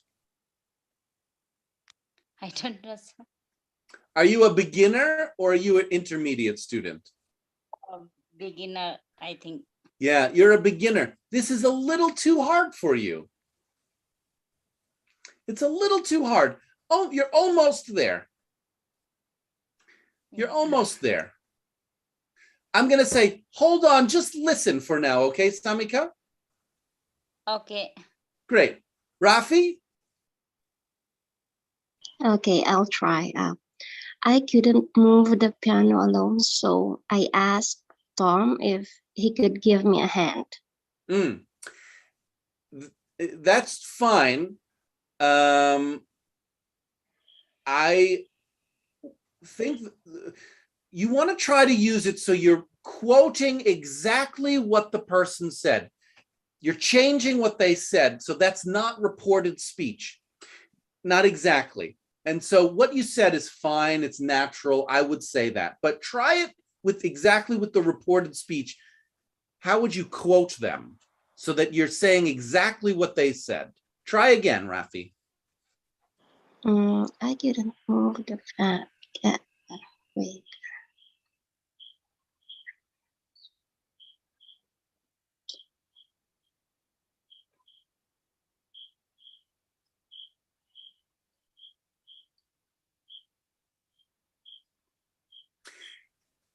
I don't want you to get, it's such a small thing. I don't want you to get caught up on it. Shall I tell you the answer? Can I? Mrs. Aisha. Hold on, Aisha. Rafi, do you want to keep going? Is it just the past tense or all the answers were wrong? I'm not sure. I'm not sure what you're asking, but what I you didn't report the speech. You paraphrased, but you didn't report exactly. Try again, Rafi. Let me hear what you said again. I couldn't, what I said before. Yeah. Like, I couldn't move the piano alone, so I asked Tom if he could give me a hand. Yeah, so I asked Tom if he could give me a hand.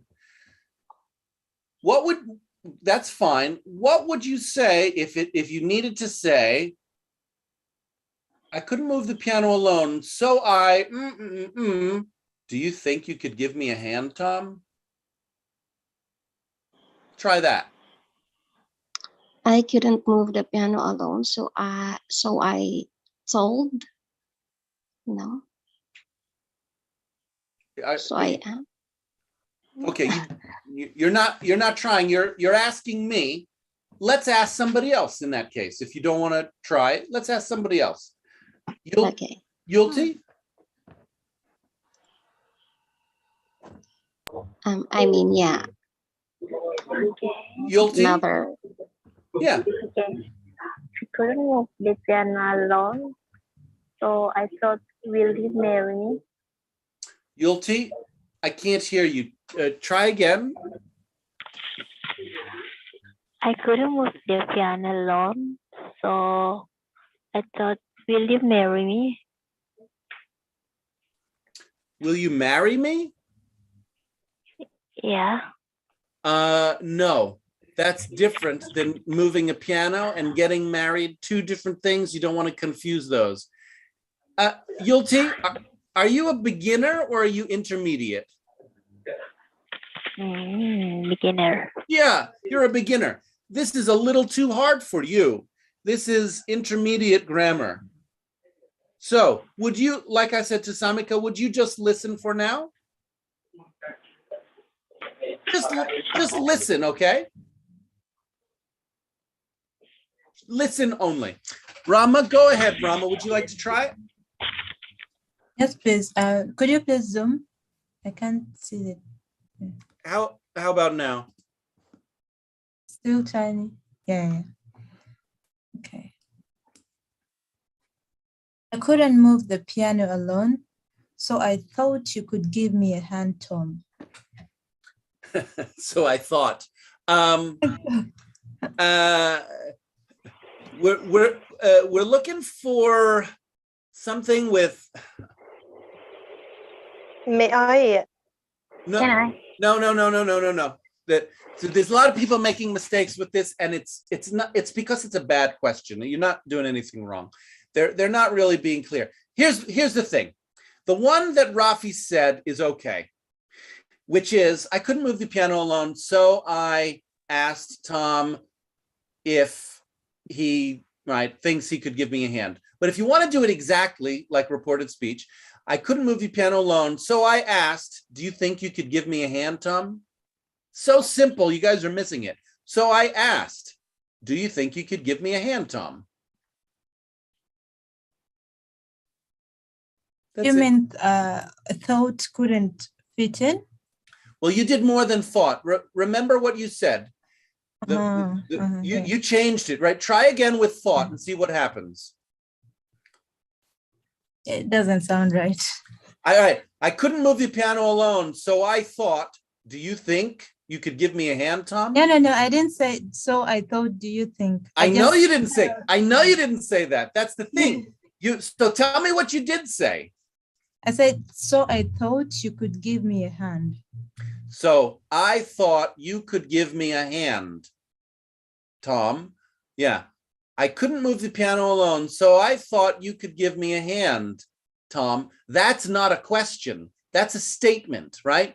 I have this idea that you're going to help me is different, importantly different than asking, are you going to give me a hand? So it's the sentence is fine. You're giving us a grammatical sentence. It's just a different sentence, different meaning than asking a question. And it's not reported speech of exactly what was said. So it's a matter, right? For communication, it's fine. For the grammar point, though, we want to learn to say, I couldn't move the piano alone, so I asked, do you think you could give me a hand, Tom? I couldn't move the piano alone, so I asked Tom, this is a little weird, so I asked Tom, do you think you could give me a hand, Tom? I wouldn't say that because Tom is redundant, and that's why it's a bad question. If the question was, if the reported speech was, do you think you could give me a hand, Tom, period? Then I would say, I couldn't move the piano alone. So I asked Tom, do you think you could give me a hand? That's why it's just the people who wrote the textbook. It's just a little messy. But language is messy and we've got to live with it. So moving on. Number 5, the security guard looked at me suspiciously. Who is up? Is that Claudette? Okay, number 5, it says the security guard looked at me suspiciously and let me just try and asked me to open my bag. Asked me or told me to open my bag because I chose about open the bag. Let me think about that. Says, can you open your bag, please? That was the direct speech, right? The direct speech is, can you open your bag, please? And then says, the security guard looked at me suspiciously and asked me to open my bag.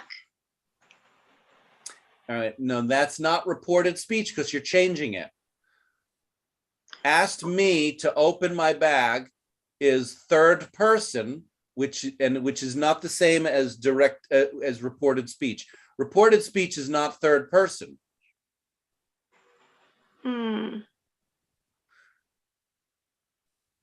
Because look at me, right? The sentence is security guard look at me suspiciously and ask me. The thing to remember about reported speech is you're trying to be like a reporter for a newspaper where you want to get the exact words that the person said, as if a video camera or a tape recorder was recording their speech. So at some point, you want to say the quote exactly. That's what reported speech is for, to let people know exactly what somebody said. Okay, well, the direct speech is, can you open your bag, please? Okay, it's a question, right? It says, the security guard looked at me suspiciously and asked me or told me. No, ask me because it's a question and ask me. Let's go back to the instructions. Let's see what they tell us in the instructions. According to the grammar point, but in the real life, we don't say it like that. Oh, no. We say it all the time. We use this reported speech for exactly describing what people say. I use it many times a day. Many times a day. Yeah. and it's a place where we see people in this class are having a lot of trouble. I always, it's something that language learners have so much trouble with. So it's a great thing to sharpen up. Look at explanation C. It's right here. Could you please zoom a bit? The question, can you? May I answer? Hold on. See, Rama, I don't know what you're looking at, but when I zoom in for you, it's too magnified for me. How is this? Yeah, this is better. I Okay. cannot see the words. They're so tiny. That's why I request for a zoom. You're on a phone? No, on my laptop. On your laptop and still tiny? I find that to be... Yeah. I would love to see a screenshot of what you're looking at because it's hard for me to understand. I would think that it would take up your whole laptop. Anyway, so look at here. Explanation C. Rachel told me that. Rachel said that. Anna said, now. Yeah. I hope that I'm not making it more confusing than it needs to be. Yeah, when they come a question, can you help me? And then what did she say? She said that if you can help her, right? But in this case, ask me, okay, it's me, okay? Open your bag, please. Open your bag, please. So what did he say? He said to open my bag. Okay. Right? Yeah, just simple like that, right? Let's keep it simple. Let's keep it simple. Sure. The security guard looked at me suspiciously and said, what? Claudette. And said, okay, can you open your bag? He said that, right? Sure. The security guard looked at me suspiciously and said, can you open your bag, please? Again, the security guard looked at me suspiciously and said, can you open your bag, please? Well, but it's a question, right? That's what made me to think, because it's a question. Can you open your bag, please? He didn't say, open your bag, right? It's a question. In the direct I don't speech. feel the reported speech in it. So I don't know, is it me being confused or what? It's confusing? No, it's okay. It's just the grammar part. It's not a sentence. It's not an order. It's not a direct speech. It's a question. Can you open your bag, please? So what did he ask you? He asked Claudette, are you asking me or telling me right now? I'm telling myself to try to understand. Try to understand myself, yeah, to make sense. So Claudette, don't just work alone. Tell me what you're telling yourself. Okay, I'm telling myself it's a question. If it is a question, I have to report the question because the person is asking, okay, is asking me a question. Can you open your bag, please? And I says, sure. Okay, and then comes another friend and asks, Claudette, that's fine. Then it's just a matter of intonation. It's not a matter of grammar. It's just a matter of intonation. So here the difference. But the security guard. Claudette, may I finish, please? Hear the intonation. Here is a statement, downward intonation. The security guard looked at me suspiciously and said, can you open your bag, please? Now, that's a statement. Here's the question, rising intonation. The security guard looked at me suspiciously and said, can you open your bag, please? So,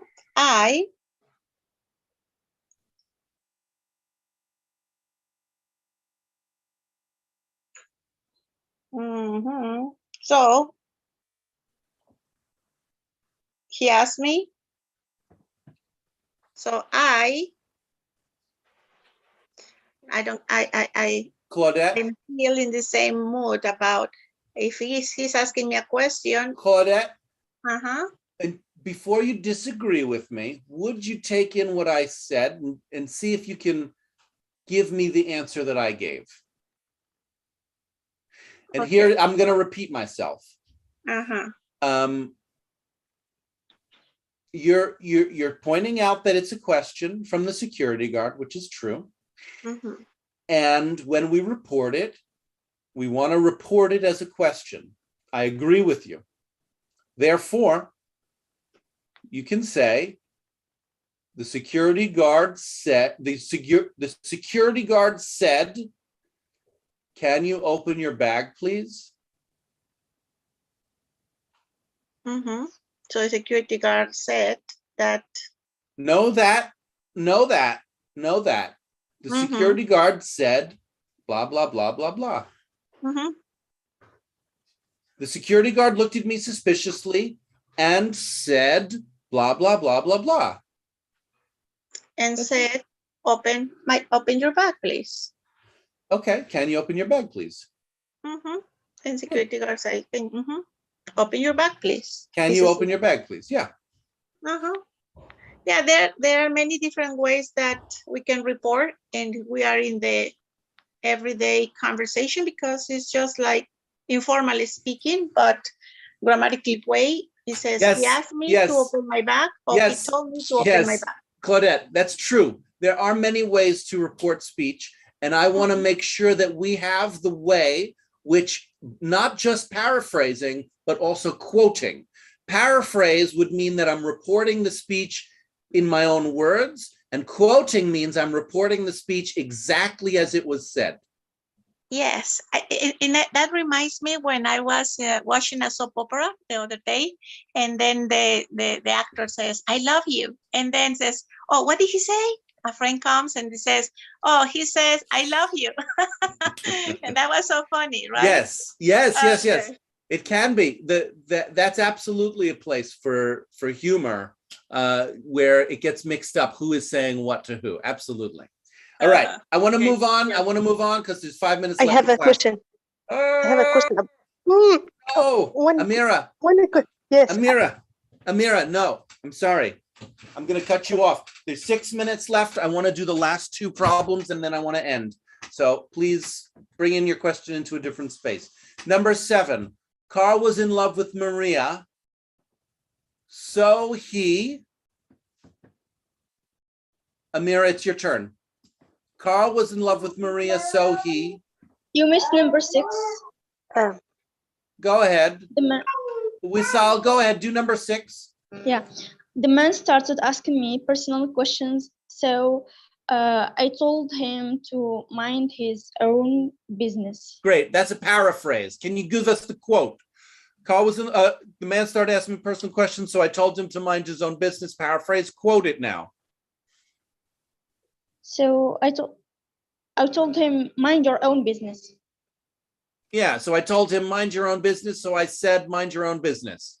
Okay. Yeah. See, this became clearer once I just found the language, which was just quote or paraphrase, and then everything became very clear. Number 7, Carl was in love with Maria. Amira? Yes, he asked will you marry me? That's a funny way. Yeah, we wouldn't quote that. That would be strange, but yeah. Carl was in love with Maria, so he said, will you marry me? Yeah, Carl was in love with Maria, so he asked Maria if she would marry him, would be the paraphrase. Gets a little bit difficult. In this textbook, they do tend to make the final questions a little bit more difficult. Just repeat that again. Carl was in love with Maria, so he asked, will you marry me? Carl was in love with Maria, so he asked Maria if she would marry her. If him. She asked, so he asked her if he asked her if she would marry him. Number 8, I didn't want to delay Helen, so I asked her to hurry up. Asked her To hurry up? To hurry up. Huh? Yes. Slow down. I didn't want to delay Helen, so we've already used hurry up, so it's got to be a different one. It's a different one. I'm going to give you the answer. It's, I didn't want to delay Helen, so I told her, don't wait. No. So I told her, don't wait for me if I'm late. So I said, don't wait for me if I'm late. I didn't want to delay Helen, so I said, don't wait for me if I'm late. I didn't want to delay Helen, so I told her not to wait for me if I'm late. Exactly. Great. Thank you. Not to wait. Surprises, learnings, 2.5 minutes.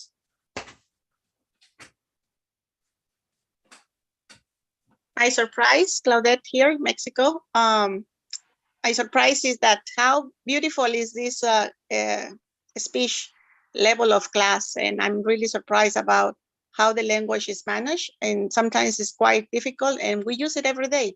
Just remind me that way, because we always want to know what another person is telling us, asking us, or say to us. Beautiful. Love it. Great. I agree, especially for our class where we do so much paraphrasing and summarizing. I think it's this is, you know, this unit, we all need a poster of this unit in our bedrooms to study as we go to sleep. This is a good one.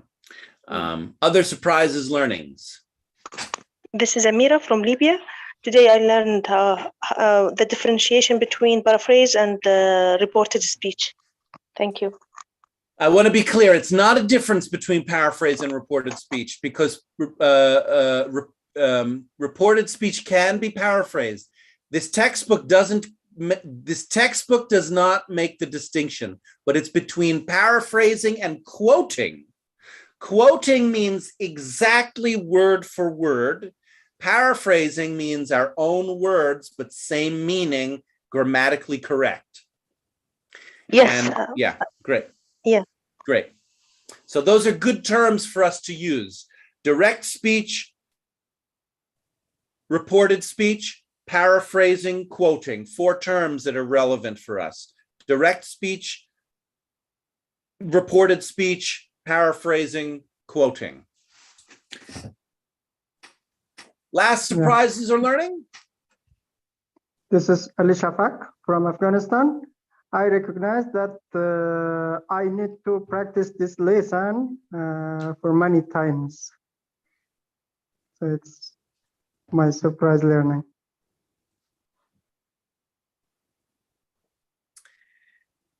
Really nice work, everyone. Thank you for being here, for working with me. I had fun, and I thought that was really useful. Ahmed, yes? I want to ask you about the James class. You open the link or may I open the link? Whose class? Who? Jeff class. Jeff's class is canceled. Canceled? Oh, okay, thank you. Jeff's class is canceled. But if you are a teacher, there is something starting now through Zoom Teachers Online. There is a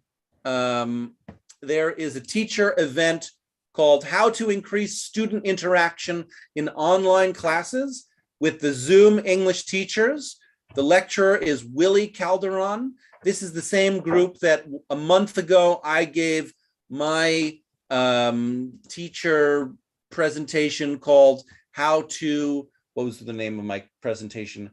How to create meaningful classrooms in a chaotic world. That same group is doing this event starting right now. You can go to it, and if you don't know where Zoom, they have a Facebook group. We can put the link in Discord too. Anyway, that's it for us for today. Goodbye. See you later. Bye, everyone. Thank you. Bye-bye. Bye-bye. Thank you. Bye. Bye.